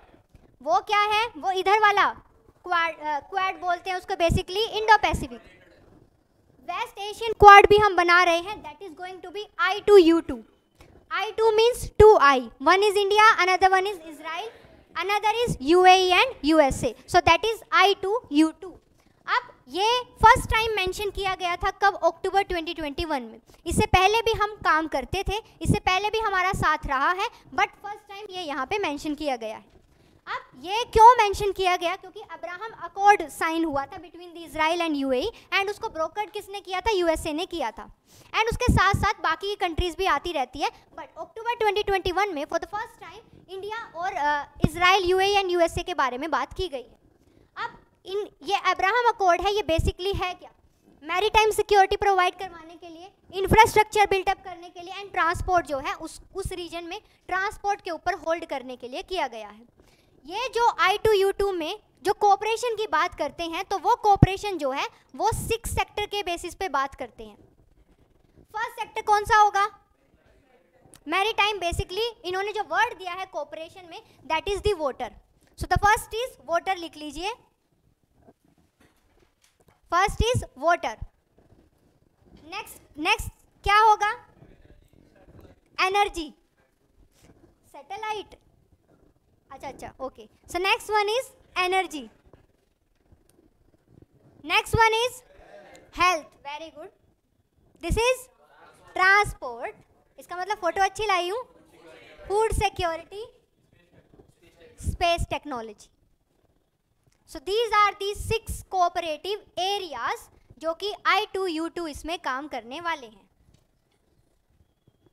ठीक है ना? मेरा मन हो रहा था अलग टाइप की फोटोज लाऊं, पर फिर मैंने बोला नहीं, ज़्यादा कॉम्प्लिकेट हो जाएगा, ऐसी कि जिनको आप पहचान पाओ। ठीक है, वो होता है ना कि टीचर पहचान करवा के बोलती है कि अरे ये क्या है, ये एप्पल है या फिर ये ऑरेंज है। ठीक है, वही वाला सीन है। बट आपको याद रखना है there are 6 factors, 6 related cooperative areas, water, energy, health, transport, food security, space technology. 6 areas में कोऑपरेशन बनाया जाएगा and this 6 areas broadly covered under 3 headings, maritime security, infrastructure, transport in the region. तो इन 3 के अंडर ये include किया जाएगा। हो गया? Very good. Next and last that is the West Seti power project. ये क्या पावर प्रोजेक्ट है? ये है नेपाल में। ये पावर प्रोजेक्ट बेसिकली क्या है? इलेक्ट्रिसिटी पावर प्रोजेक्ट है। अब इसको चाइना कर रहा था, बट फिर क्या हुआ आपको पता है, पहले तो नेपाल जो है चाइना की गोद में जाके बैठ गया था, पर फिर चाइना ने शुरू में तो उसको लाड़ प्यार किया, फिर जब उसको थप्पड़ मारना स्टार्ट किया उसे सहन नहीं हुआ, वो उठ के भाग आया। उठ के जब भाग आया तो इंडिया बोलता है मेरे तो खुले द्वारे हैं, आइए।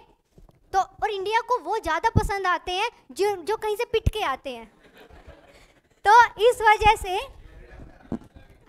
तो इस वजह से बेसिक क्या है कि फिर इंडिया ने बोला कोई नहीं, 4 साल से आपका प्रोजेक्ट ऐसे ही पड़ा हुआ था, मैं आता हूँ, मैं करता हूँ। तो अभी इंडिया ने वेस्ट सेती डैम जो है दैट इज अ सेती प्रोजेक्ट नेपाल में है, उसका चार्ज ले लिया है। That's why it is in the news. And Nepal की अगर बात की जाए, नेपाल एस्टिमेट पोटेंशियल जो है उसमें 83,000 मेगावाट का है। इस वजह से पावर प्रोजेक्ट वहीं ज़्यादा लगाए जाते हैं। क्यों? क्योंकि माउंटेनियस रीजन तो है ही, साथ साथ में हिमालयन रीजन तो है ही, वो लोअर हिमालय वाला, बट उसके साथ साथ में अगर हम इन जनरल बात करें तो वहाँ पे रिवर का फ्लो भी उसी तरीके से है कि वहाँ पे डैम जो है बनाए जा सकते हैं, इलेक्ट्रिसिटी जो है बनाई जा सकती है। इस वजह से हम बहुत चालाक हैं। हमने इवन ये बोला है नेपाल जाइए, आप घूमने जाइए, आपको वीज़ा की भी ज़रूरत नहीं है, आपको परमिशन की भी ज़रूरत नहीं है। इवन नेपाल से आप आ रहे हैं, कोई बात नहीं, आप आइए हमारे पास, कितना भी आपको कोई माइग्रेशन करना है, यहाँ काम करना है, एम्प्लॉयमेंट हमारे पास अपने लिए नहीं है पर दूसरों को देने के लिए ज़रूर है। ठीक है, सो वही वाला जो है केस हो जाता है, दैट इज़ दी वेस्ट सेती प्रोजेक्ट। सो अब अच्छा, अदर ऑर्गेनाइजेशन भी हैं। पहले आप जल्दी से आंखों के सामने से ये जितना हुआ है इसको निकाल लीजिए, फिर बाकी हम आगे बढ़ जाते हैं।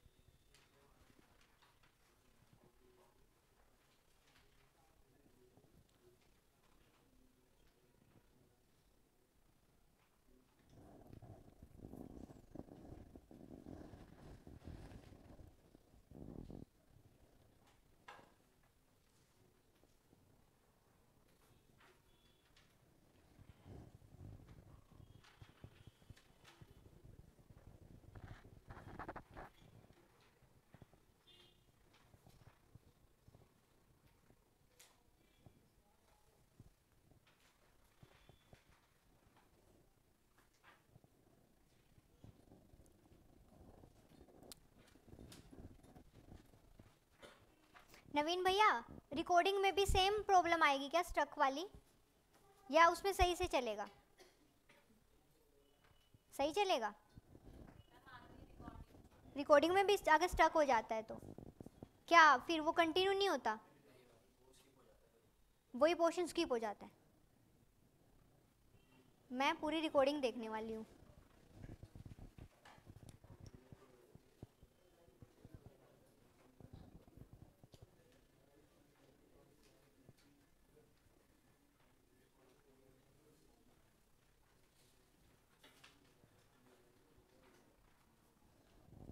चलिए हो गया, इतना टाइम लगना नहीं चाहिए। हाँ जी, ये नहीं सुनूंगी मैं, आगे करवा रही हूँ। चलिए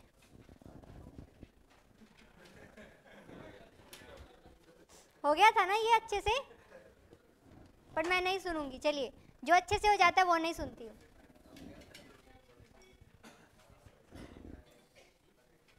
ओके, सो अब हम पहले देख लेते हैं अदर कोई ऑर्गेनाइजेशन जो कि न्यूज़ में रहा हो, एंड देन उसके बाद हम यूनाइटेड नेशन के ऑर्गेनाइजेशंस को करेंगे। सबसे पहला आ जाता है FATF, that is Financial Action Task Force. Financial Action Task Force, अब ये कब? 1989 में by G7 summit that is held in Paris. क्यों बनाया गया है? मेजर आपको 4 चीज़ों को याद रखना पड़ेगा। पहला, organised crime, next money laundering, next terrorist financing, and another one is the financing of proliferation. Earlier it was working over the 3 areas, that is organized crime, money laundering and terrorist financing. But अभी थोड़े ही time पहले इन्होंने new add किया है, that is financing of proliferation. अब इसके member countries क्या है, ये है क्या अभी बताती हूँ, पर मेंबर क्या है इसके 37 प्लस 2 में कौन कौन आ जाता है? GCC, that is gulf cooperation council, and EC is European council, ठीक है, यूरोपियन काउंसिल या कमीशन। अब इंडिया जो है इसका मेंबर कब बना था? 2010 में। इंडिया ओरिजिनली इसका मेंबर था? नहीं था, ठीक है। नेक्स्ट, अब आप ध्यान क्या रखना, ओरिजिनली 1989 में G7 कंट्रीज लेके आए थे, तो G7 जहां है चाइना उसमें होगा नहीं होगा? G7 में चाइना नहीं है, ठीक है। अब नॉर्मल अगर आप इन जनरल बात करो तो जहां ये नॉर्थ वाली रिच कंट्रीज आएंगी ना, ये साउथ वालों को नहीं आने देंगी। इस वजह से इंडिया बाद में कैसे कैसे जुगाड़ करके अच्छा बन के 2010 में आया है। इंडिया को आने की ज़रूरत क्यों पड़ी? क्या ये एग्जैक्ट टेररिस्ट फाइनेंसिंग के लिए कर रहे हैं? जो भी कहीं भी कुछ भी होगा इंडिया वहां जाएगा ही जाएगा, ठीक है, इसलिए ज़रूरत है। नेक्स्ट, सब्जेक्ट मैटर, इसमें और कुछ भी नहीं है, 2 ही चीज़ों के ऊपर ये बात करते हैं, grey list and the black list. Black list में अभी हाल फिलहाल में क्या था कि पाकिस्तान जो है इसकी ग्रे लिस्ट में इंक्लूडेड था, बहुत ही टाइम पीरियड से था। ये कुछ ड्यूरेशन के बाद ये वापस उसको रिव्यू करते रहते हैं। कोई रीज़न नहीं था कि उसको ग्रे लिस्ट से बाहर निकाले, बट इन्होंने फिर भी निकाला है। क्यों? क्योंकि फेवर है, ठीक है ना, कुड यू से कि इसमें फेवर है। अब इन्होंने रिसेंट में पाकिस्तान को रिमूव कर दिया है ग्रे लिस्ट से, अब पाकिस्तान ग्रे लिस्ट में नहीं है। ब्लैक लिस्ट में 2 ही कंट्रीज हैं इनकी, एक तो आता है, इन्होंने क्या डाला हुआ है, North Korea and Iran. Iran क्यों डाला हुआ है? न्यूक्लियर डील, ठीक है, ईरान होगा, बट क्या न्यूक्लियर इंडिया के पास नहीं है?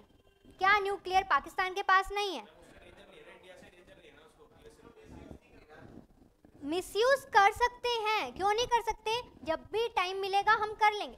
बात ये है कि यहाँ पे जो नॉर्थ कोरिया है एंड ईरान है, इन दोनों ही कंट्रीज को यूएस से अपना प्रोस्पेक्टिव कॉम्पिटिटर मानता है। इस वजह से उनको पता है इंडिया का तो वो खून चुसवाते रहेंगे from the Pakistan, but north Korea के पास कोई नहीं है, ईरान के पास कोई नहीं, क्योंकि वो ऐसी कंट्रीज हैं, इस वजह से उनको ब्लैक लिस्ट में डाला हुआ है।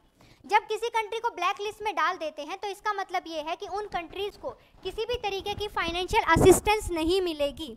फाइनेंशियल असिस्टेंस से मेरा मतलब है कि international monetary fund, world bank देता है कैसे? Soft loan for the country का रिकंस्ट्रक्शन करने के लिए।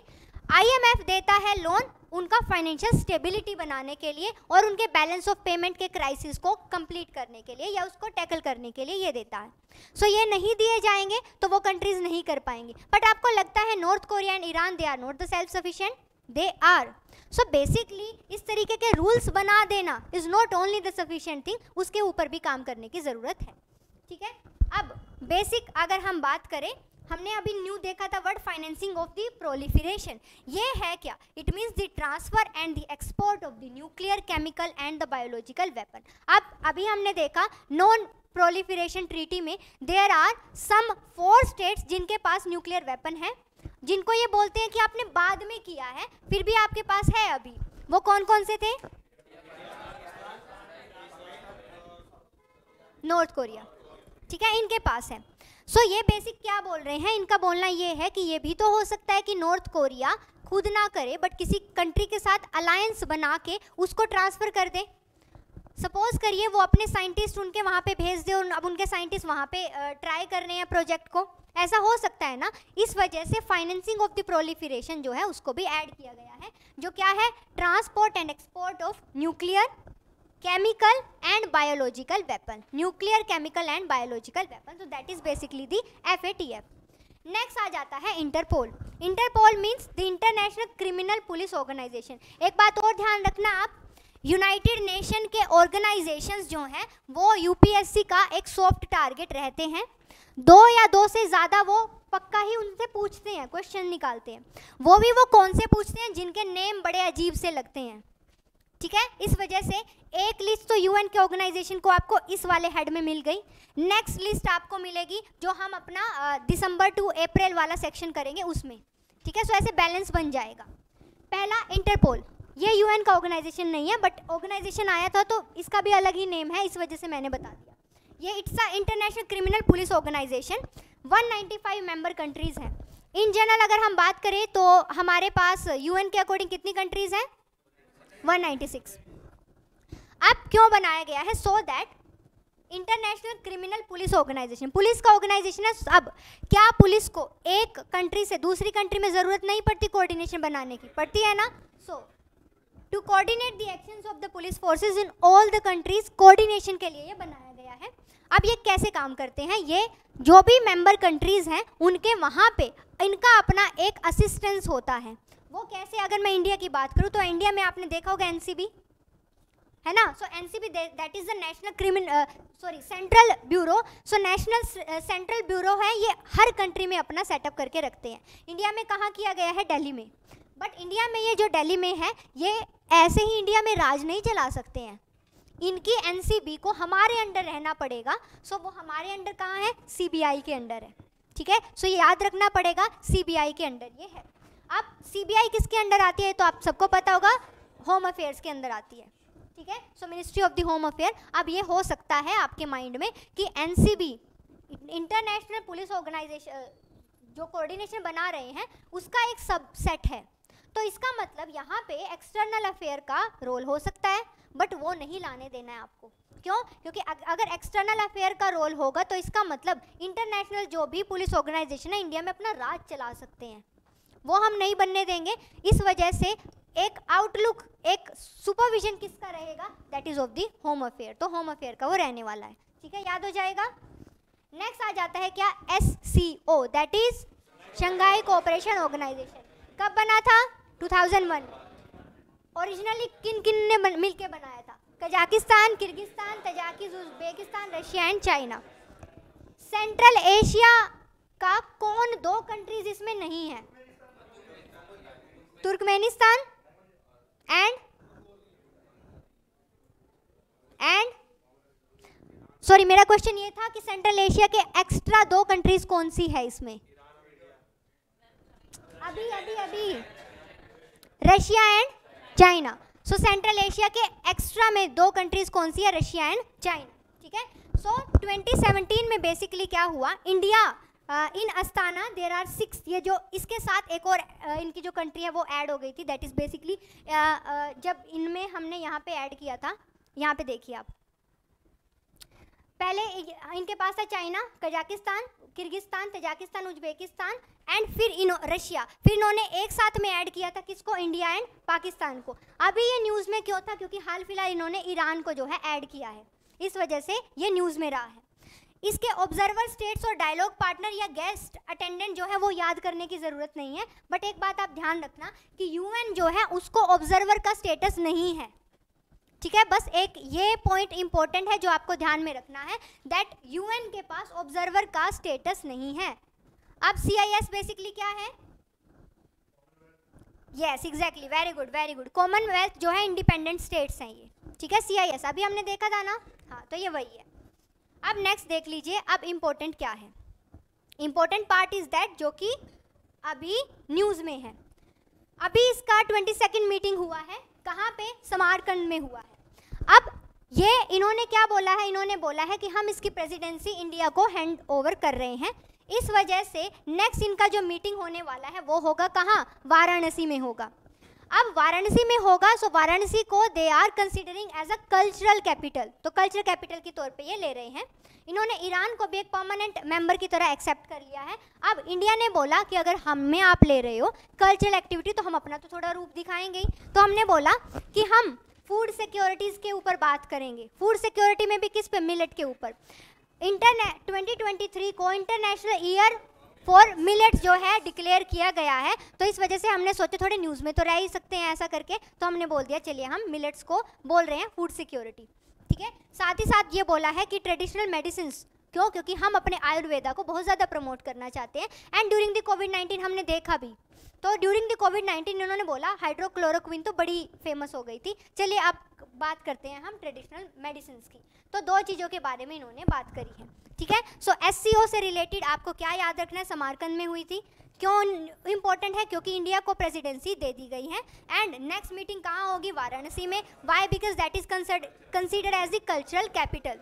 दो फैक्टर के ऊपर हम बात करेंगे, मिलेट एंड ट्रेडिशनल मेडिसिन, तो ये बात की गई है। नेक्स्ट आ जाता है क्या, वर्ल्ड ट्रेड ऑर्गेनाइजेशन। अब वर्ल्ड ट्रेड ऑर्गेनाइजेशन में सब्सिडीज होती हैं, white box, blue box, amber box, वो होगा कब, आपका इकोनॉमिक्स में होगा वो, ठीक है, क्योंकि वहाँ पे सब्सिडीज समझाऊंगी तो उसके बाद वो वहाँ पे हो जाएगा। अब ये सब्सिडीज वाला बॉक्स है ना, इको के करंट अफेयर में नहीं होएगा, जब मैं इको पढ़ाऊंगी ना तब होएगा, ठीक है ना। चलिए, सो अब ये WTO ये कब एस्टेब्लिश हुआ था, 1995 में हुआ था, बट ये क्या है, ये गैट का एक फॉर्म है, इम्प्रूव्ड वर्जन है। GATT is General Agreement on Trade and Tariff. कब एस्टेब्लिश हुआ था, 1948 में। मेंबर कितने हैं, 164। अब ये इंपॉर्टेंट क्यों है, इंपॉर्टेंट इसीलिए है क्योंकि फिलहाल में जेनेवा पैकेज जो अभी न्यूज़ में रहा है, जेनेवा पैकेज जो है वो न्यूज़ में रहा है। जेनेवा पैकेज में मोस्ट इंपॉर्टेंट थिंग्स क्या रही है, that is the illegal, unreported and unregulated fishing जो है उसके ऊपर हमें कर्टेल करना है। एंड उसके लिए यहाँ पे हम फॉर्म बना रहे हैं। अभी देखिए, World Trade Organisation, it means it's a kind of organisation जो कि बात करेगा किससे रिलेटेड, ट्रेड से related. And that trade is going to be related to the, वो किसी भी तरीके का हो सकता है, फिशिंग सेक्टर में भी हो सकता है ट्रेड जो है, अदर मैन्युफैक्चरिंग सेक्टर में भी हो सकता है, एग्रीकल्चर सेक्टर में भी हो सकता है। अब साथ ही साथ ये क्या बोलते हैं, ये बोलते हैं कि जो भी कंट्रीज अपने एरिया में सब्सिडीज़ देती हैं, हम नहीं चाहते वो सब्सिडीज़ मिले। अब इन जनरल हल्का सा मैं आपको एक व्यू दे देती हूँ। बेसिकली अगर बात की जाए तो अगर सपोज करो दिस इज़ द बाउंड्री, अब यहाँ पे that is the Sri Lanka and this is the India का बाउंड्री। यू कैन सी यहाँ पे जो रीजन है that is the Palk straight, पता होएगा। अब इंडिया जो है वो इस रीजन में फिशिंग कर रहा है, फिशिंग एक्सप्लोरेशन, एंड श्रीलंका है वो भी फिशिंग एक्सप्लोरेशन कर रहा है। इंडिया की जो फिश है वो और श्रीलंका की फिश, क्या उनकी क्वालिटी में कोई डिफरेंस होगा, होगा क्यों, पाल्क स्ट्रेट सेम एरिया, जो वहाँ के फिशरमैन ज़्यादा एक्सप्लोर करके ले आए उनका ज़्यादा हो जाएगा, ठीक है।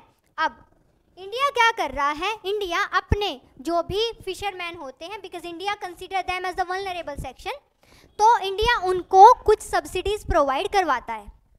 इंडिया ने सब्सिडीज़ दी किसकी फॉर्म में, उनको जो वेसल्स, उनको जो ज़रूरत पड़ती है उनके ऊपर सब्सिडीज़ देता है इंडिया, ठीक है। दैट इज़ द मत्स्य संपदा योजना, उसके अंडर जो है वो उनको सब्सिडी देता है। अब इंडिया के पर्सन को सब्सिडी मिली है, इस वजह से उसकी इनपुट की कॉस्ट कम आई है, by the word input I mean कि वो जो वेसल्स परचेज करके लाया है, जो वो नेट परचेज करके लाया, वो उसको सस्ता पड़ा है, और जब वो उसको सस्ता पड़ा है तो उसकी जो कॉस्ट है वो भी कम आएगी। कॉस्ट कम आई है तो वो प्राइस भी कम सेट करेगा, ठीक है ना। अब सपोज करो, अच्छा मुझे तो नहीं पता है, कोई बता सकता है कि केजी के हिसाब से मिलती है फिशेस, कैसे मिलती है? हाँ 360 750 पर केजी।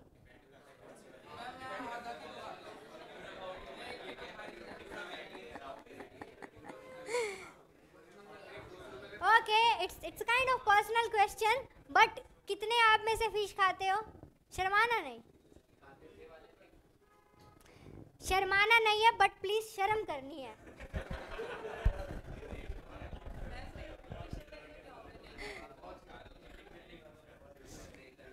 बाकी जो स्टूडेंट में से पढ़े हैं ना, उनको पता है, खाते हुए भी उन्होंने हाथ नहीं उठाया, क्योंकि मैं बोलने वाली हूँ। अब सपोज करिए, वही है ना, शर्म करनी चाहिए। सो अभी सपोज करिए इंडिया का फिशरमैन है, ठीक है। इंडिया के फिशरमैन बेसिकली कौन है? प्रभजोत और जतिंदर। सो इंडिया के फिशरमैन क्या है? जतिंदर। तो जतिंदर बेसिकली क्या है? जतिंदर ने एक्सप्लोरेशन किया, उनका इनपुट कॉस्ट कम है। सपोज करो उनको कॉस्ट पड़ी है 500 पर केजी, ठीक है, उन्होंने प्राइस सेट किया 500 पर केजी। श्रीलंका में है प्रभजोत। सो प्रभजोत जो है उनको कोई सब्सिडी नहीं मिली है, इस वाले एरिया से लिया है, क्वालिटी एकदम परफेक्ट है, एकदम सिमिलर है, एंड इनको कॉस्ट इन्होंने अपना 750 का, तो उसी के हिसाब से इन्होंने अपना ऐड किया 1000। सब्सिडी बहुत ज़्यादा देती है इंडियन गवर्नमेंट इस वजह से।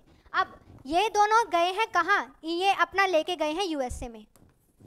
क्वालिटी सेम है, कोई उनके पास रीज़न नहीं है कि वो इसको प्रेफर करेंगे इसको नहीं करेंगे, but according to the cost वो प्रेफर करेंगे 500 को। So it's going to be a win win situation for Indian fisherman.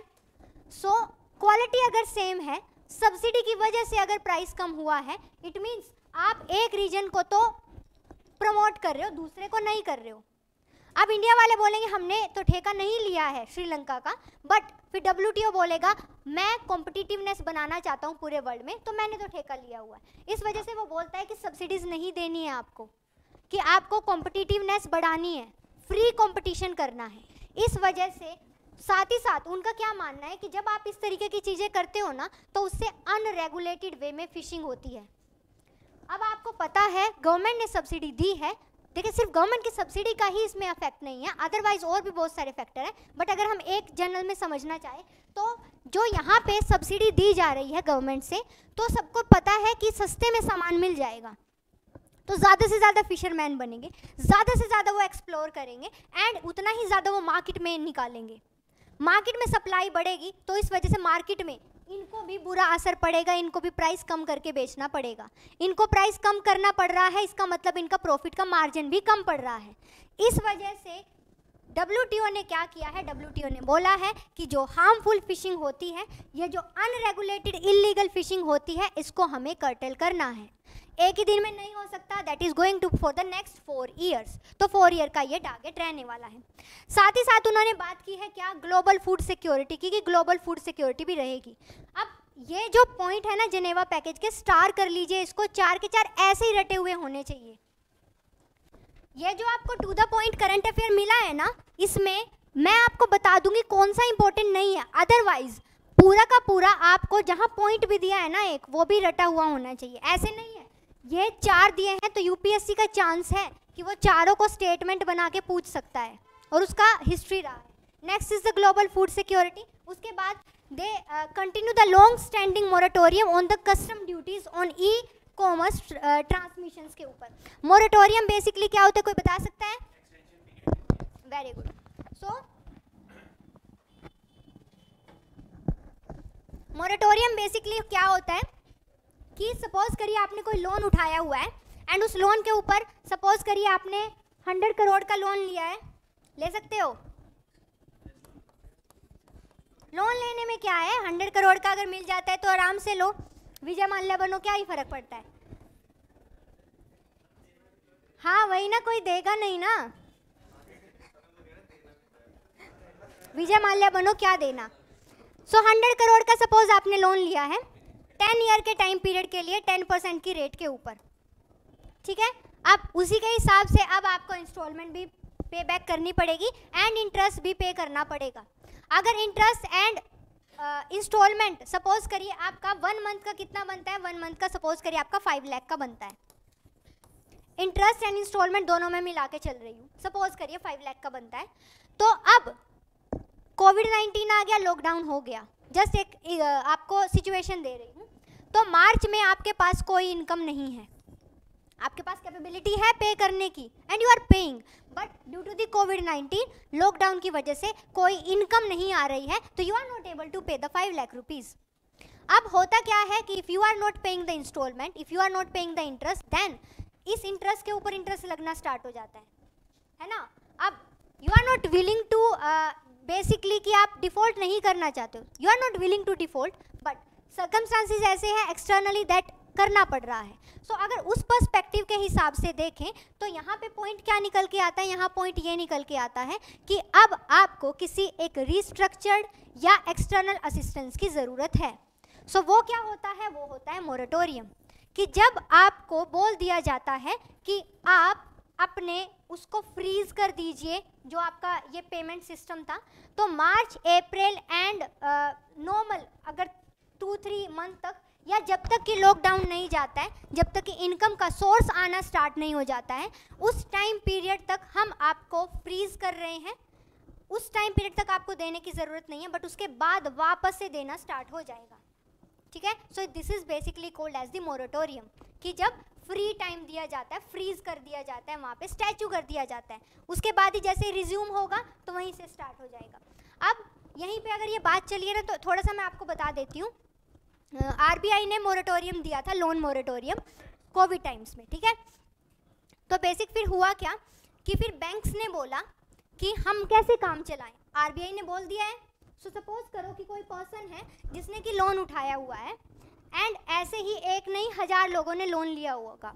6 month time period तक बैंक के पास ना तो इंस्टॉलमेंट आ रही है, ना ही बैंक के पास इंटरेस्ट आ रहा है, कुछ नहीं आ रहा है, तो बैंक की भी कोई इनकम नहीं हो रही है। अब बैंक क्या बोलता है कि मेरे पास तो नहीं आ रहा है, बट क्या मैं डिपॉजिट होल्डर को बोल सकता हूँ कि मैं आपको 6 महीने का इंटरेस्ट भी नहीं दूंगा? क्या बोल सकता है बैंक? नहीं बोल सकता ना, क्योंकि जिनका डिपॉजिट है मनी वो तो इंटरेस्ट लेंगे। तो बैंक इज सेइंग जब मेरे पास यहाँ से नहीं आ रहा है तो मैं यहाँ नहीं दे सकता हूँ। तो बैंक ने बोला कि 6 मंथ तक इस मोरेटोरियम टाइम पीरियड को मैं फ्रीज नहीं करूँगा, इसमें इस टाइम पीरियड पे इंटरेस्ट ऑन इंटरेस्ट मैं चार्ज करूँगा। मोहलत मैंने दे दी है 6 मंथ की, बट 6 मंथ का इंटरेस्ट मैं चार्ज करूँगा। तो लोगों ने बोला कि हमने तो नहीं मांगा था, कैसे न कैसे हम अरेंज करते, अब एक्स्ट्रा बर्डन आप दे रहे हो, काम तो हमारा स्टार्ट नहीं हुआ है। देन फिर मीडिएशन करवाने कौन आती है? गवर्नमेंट। ले तू भी खुश तू भी खुश।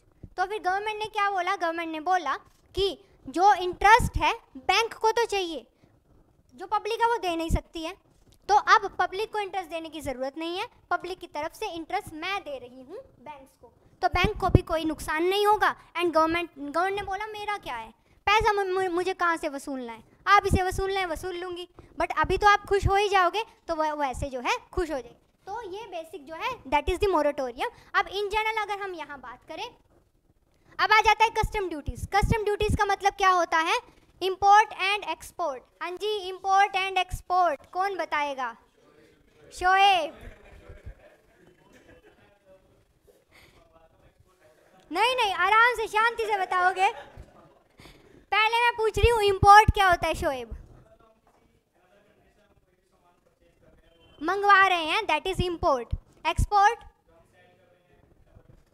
ठीक है। सो जब हम सपोज करिए इंडिया यूएसए को कोई सामान भेज रहा है, दैट इज एक्सपोर्ट, एंड जब इंडिया यूएसए से कोई सामान मंगवा रहा है, दैट इज इंपोर्ट। तो इस तरीके से होता है इंपोर्ट एंड एक्सपोर्ट, ठीक है। And Shoaib is the import exporter expert of our class. So next आ जाता है क्या? Custom duties. So custom duties की जब बात की जाती है तो कस्टम ड्यूटी मीन्स व्हाट, कि कस्टम ड्यूटी में इंपोर्ट एंड एक्सपोर्ट के ऊपर जो ड्यूटी लगाई जाती है that is the custom duty. अब इसकी ज़रूरत क्यों होती है? कोई भी कंट्री अगर किसी अदर कंट्री से सामान मंगवा रही है या लेके जा रही है, तो अब आप अननेसेसरीली, आपको बाहर से ज़्यादा पैसा मिलेगा तो आप अपनी कंट्री में ना देके बाहर भेजते जाओ, एक्सपोर्ट करते जाओ, आपकी कंट्री में स्कार्सिटी हो जाएगी, सप्लाई कम हो जाएगी। इस वजह से आप कस्टम ड्यूटी लगाते हो सो दैट कि बाहर आपके ऊपर कोई टैक्स चार्ज किया जाएगा तो आप बाहर ज़्यादा नहीं भेज सकते। अब डिटेल में मैं इको में करवाऊंगी ये, जब हम जीएसटी पढ़ेंगे तो कस्टम ड्यूटी ये सब क्या होते हैं। यहाँ आपने इतना समझ लिया, import export duty. Continue the long standing moratorium on the custom duty on the e commerce transmission. जो भी ई कॉमर्स ट्रांसमिशन हो रहा है उस पर जो कस्टम ड्यूटीज़ लगाई जाती थी अब हम नहीं लगा रहे हैं, उस पर हमने मोरेटोरियम रखा हुआ है एंड वो कंटिन्यू चलता रहेगा। So it's a kind of assistance provided by the WTO। ठीक है, नेक्स्ट आ जाता है सैनिटरी एंड साइटोसैनिटरी डिक्लेरेशन कि नॉर्मल ये मेजर्स होते हैं। सो ये मेजर्स जो हैं हम WTO में ही करने वाले हैं, अदरवाइज यहाँ टाइम लग जाएगा। ठीक है, सो इसका पूरा एक स्ट्रक्चर है। अब ये स्ट्रक्चर मैंने यहाँ दिया हुआ है आपका, सिर्फ मैंने यहाँ दे दिया है, मैं इसको इको में ही करवाऊंगी, जस्ट मैंने इधर दे दिया सो दैट कि आप मेरे को याद करवा सको कि मैम आपको ये भी करवाना है, उस टाइम पे आप मुझे याद करवा देना। ठीक है, अभी जितना हो गया एक बार रीडिंग ले लीजिए, फिर हम यूनाइटेड नेशन के ऑर्गेनाइजेशन करते हैं। 2 मिनट का टाइम है आपके पास, जल्दी से देख लीजिए। और इस बार सुनूंगी मैं। अरे अच्छा एक सेकेंड, G7 भी रहता है, अरे अभी तो रहते हैं, चलिए नहीं पढ़िए, चलिए आप।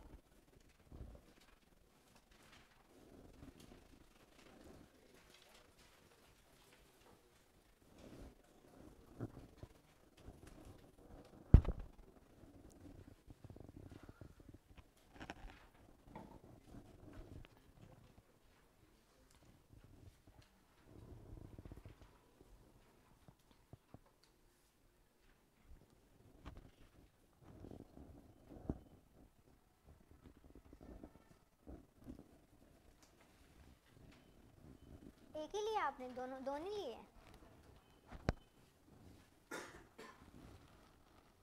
आपने भूल के आई नहीं यहाँ घर पे पढ़ रहे हो?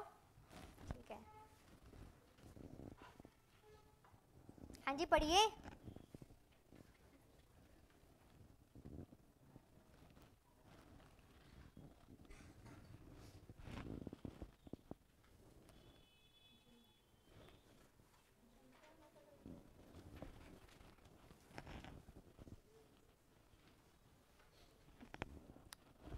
तो फिर मैं बोलती ना, खुद को क्यों नहीं भूल के आए?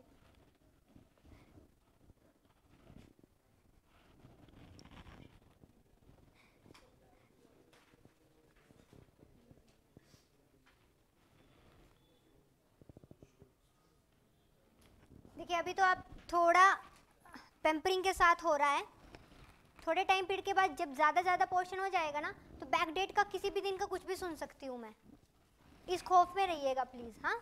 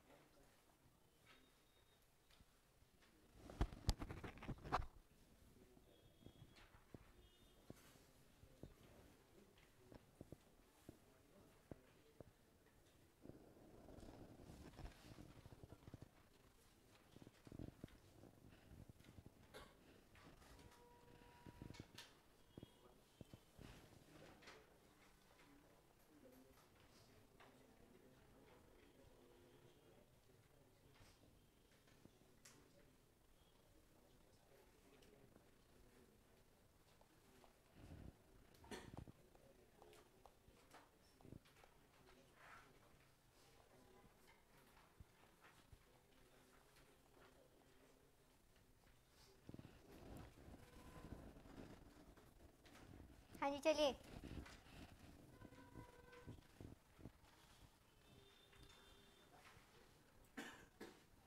हाँ जी प्रथम, इंटरपोल कितनी कंट्रीज मेंबर कंट्रीज हैं? 195, ठीक है। हाँ जी अली, एससीओ का मीटिंग कहाँ हुआ था? अभी। Very good, very good. हाँ जी अब मुझे बताएंगे, हाँ जी आप बताओगी? हाँ जी आप। एससीओ में मेजर जब स्टार्टिंग किया था कब हुआ था और कितनी कंट्रीज थी? ओके। जब जिन ओके कौन कौन सी? हम्म हम्म हम्म हम्म।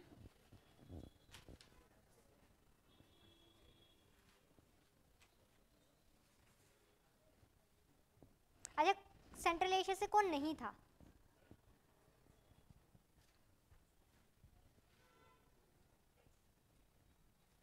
हाँ जी वरुण। मेजर 2001 में कौन? हम्म हम्म हम्म। ठीक है। हाँ जी हो गया ना क्लियर? ठीक है कोई बात नहीं, वापस से एक बार कर लो, इतना हो जाता है माइंड से। ठीक है। हाँ जी तिलक, बताइए कि G7 कंट्रीज जो हैं वो कब एस्टेब्लिश हुई थी, कब स्टार्ट हुई थी, कब उन्होंने मिलना स्टार्ट किया था? G7 मैंने पढ़ाया है।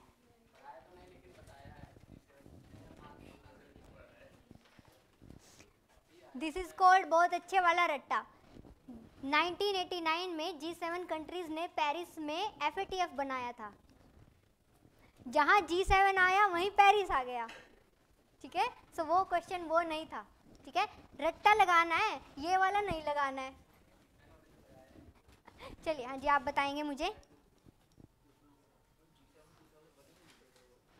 हाँ नहीं नहीं 1989। हाँ अभी पढ़ने वाले हैं, होल्ड ऑन। हाँ जी सो आप मुझे बताएंगे FATF जो है वो कौन कौन से फैक्टर के ऊपर अभी काम करता है?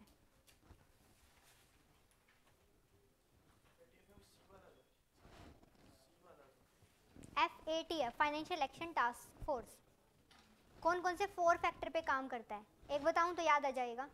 ऑर्गेनाइज्ड क्राइम,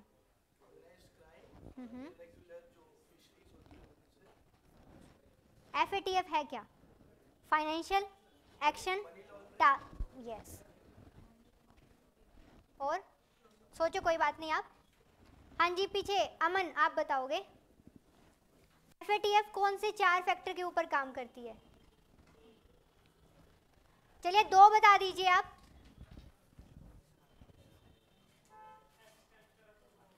क्या?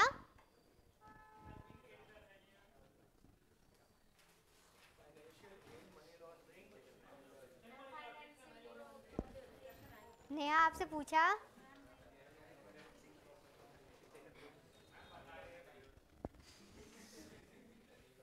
हाँ जी नीलेश, इधर वाले नीलेश, हाँ जी बताइए। कोई बात नहीं आप देखो एक बार। FATF के 4 कौन कौन से फैक्टर के ऊपर वो काम करती है? वेरी गुड, ये वेरी गुड।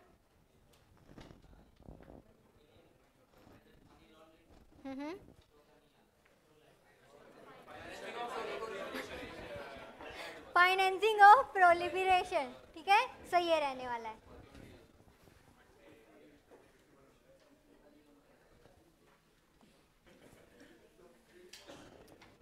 ओके हाँ जी आपका नेम भूल रही हूँ बट शिवम है ना? हाँ जी वेस्ट सेती प्रोजेक्ट जो है वो कहाँ है?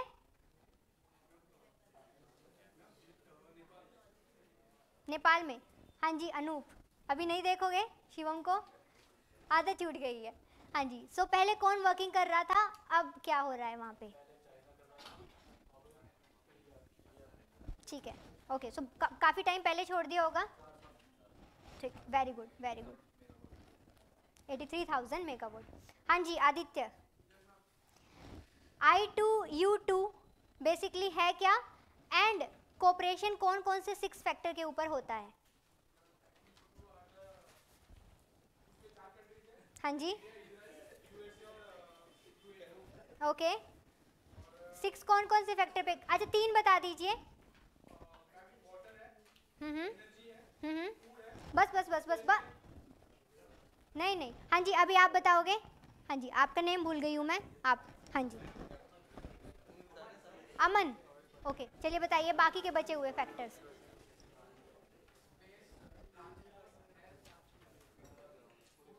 फूड सिक्योरिटी हो गया, ठीक है ओके।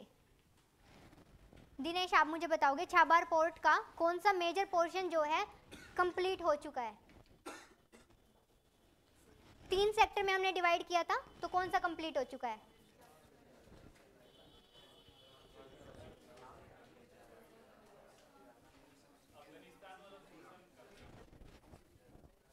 हाँ जी आप बताओगे।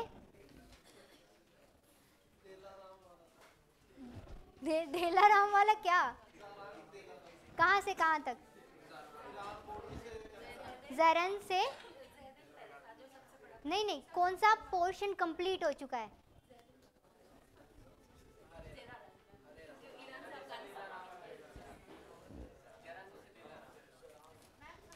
हाँ जी मुझे बताएंगे अभी। हाँ जी आप बताओगे, शिवम के पीछे जो छुपे हुए हैं।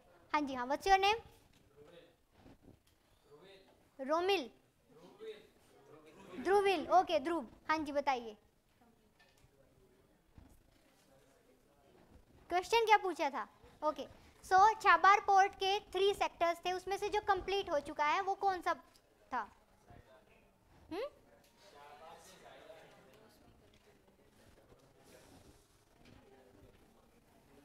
कोई बता सकता है?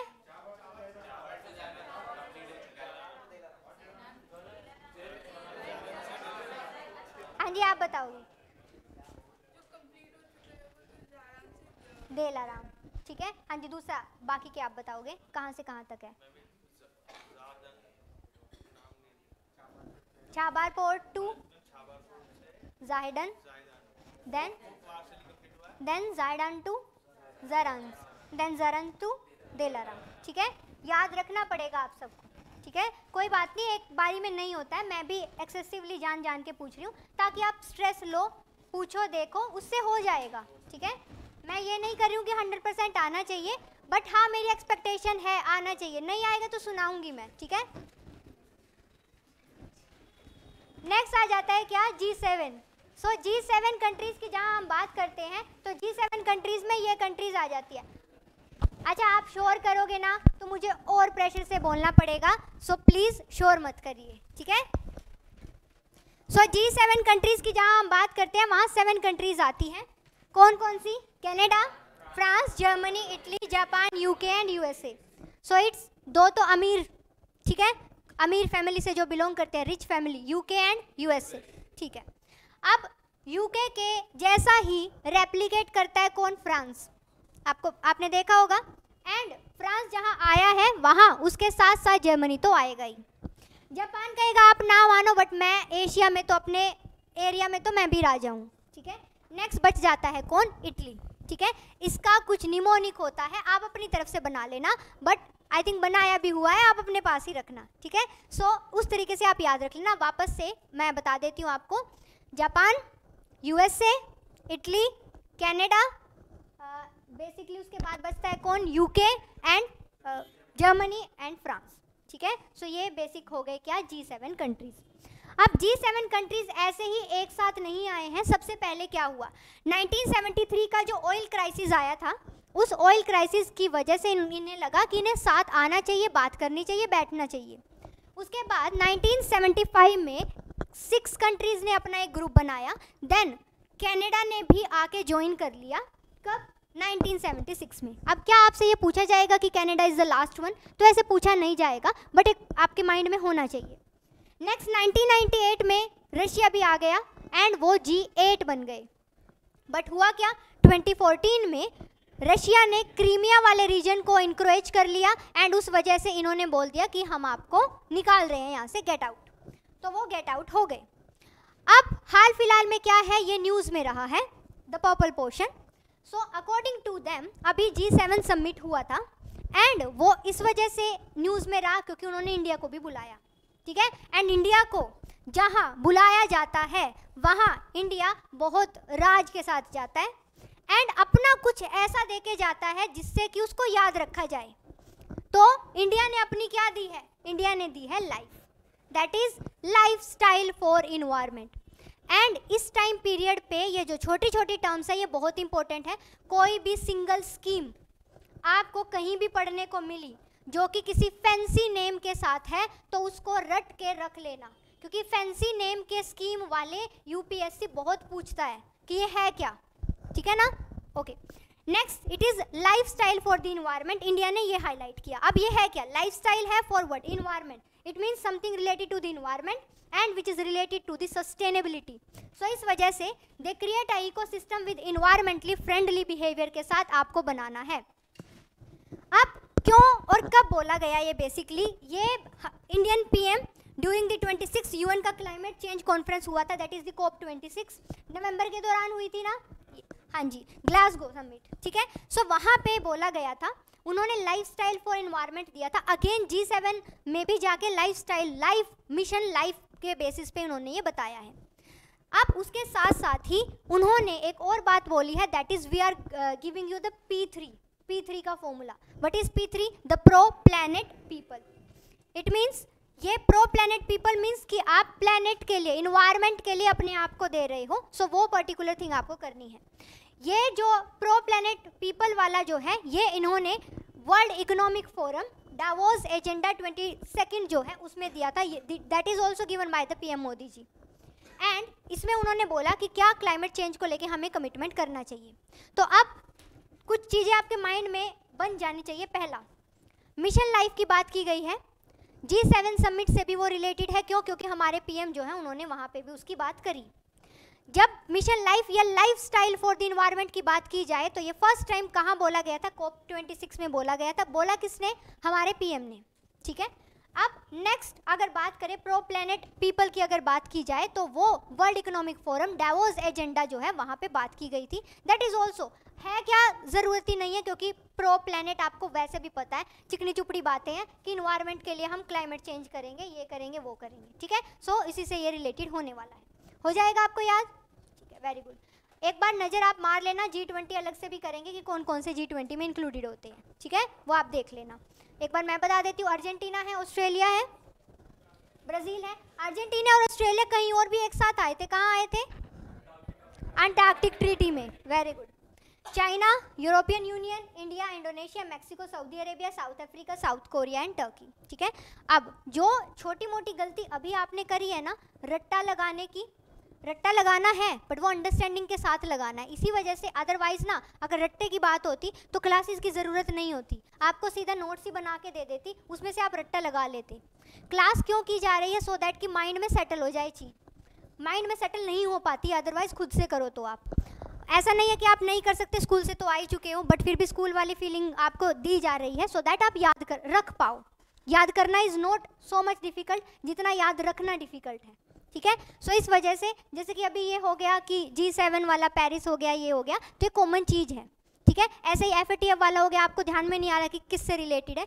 ये अभी ये सिर्फ इतना है, 30 पेजेस है, ये 30 पेजेस से ज़्यादा नहीं है, इतने ही कितने पेजेस और आएंगे। सो इस वजह से ये खौफ रखो, डर रखो, पैशन रखो टुवर्ड द प्रीलिम या अदरवाइज।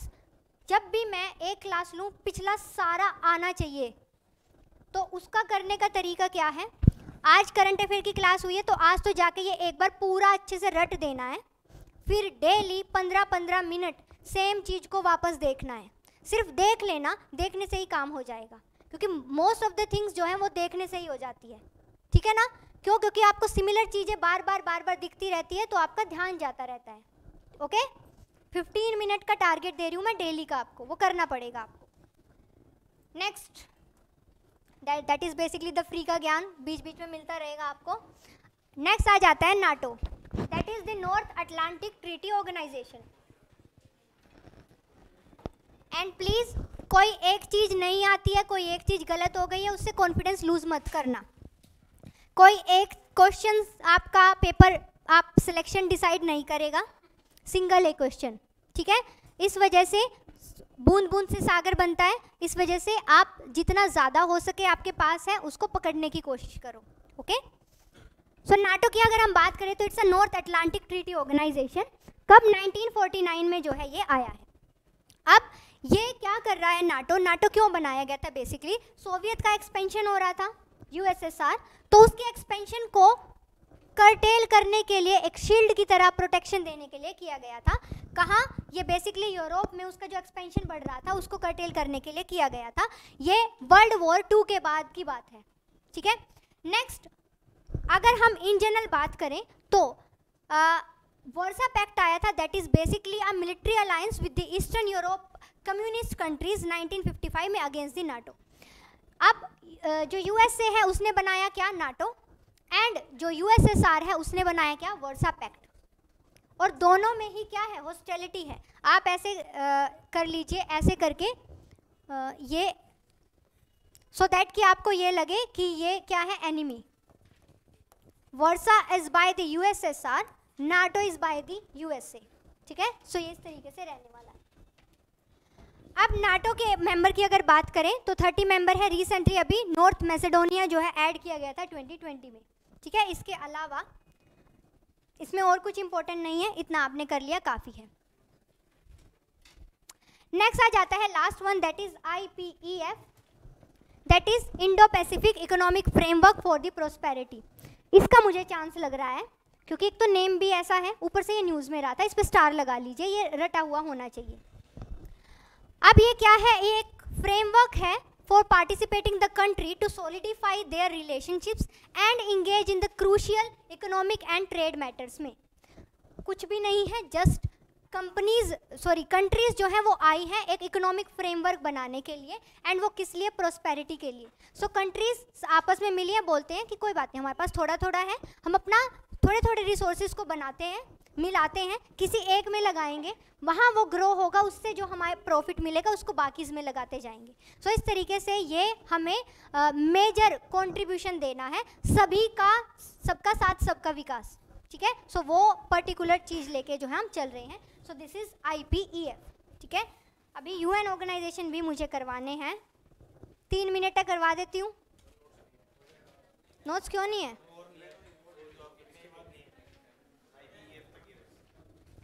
अरे व्हाट दे डिड, उन्होंने 2 फाइल दिया आपको, इसी में है ना? ओके, जिनको आज मिला है ना उनको 1 फाइल दे दिया। I will talk to them कि what they are doing, otherwise हो जाएगा। UN ऑर्गेनाइजेशन नहीं हो पाएंगे। चलिए नेक्स्ट क्लास में करते हैं UN ऑर्गेनाइजेशन। ये जितना हो चुका है वो टिप्स पे ऐसे होना चाहिए आपको। Even one thing I would say, UN organization भी एक बार अगर टाइम हो आपके पास तो रीडिंग लेके आना, तो थोड़ा जल्दी हो जाएगा, ठीक है। सो एक रीडिंग लेके आना आप, बाकी फिर मिलते हैं नेक्स्ट क्लास में। आई डोंट नो, मुझे जैसे शेड्यूल एक दिन पहले बता देते हैं कि मैम कल आपका क्लास है तो मैं आ जाती हूँ।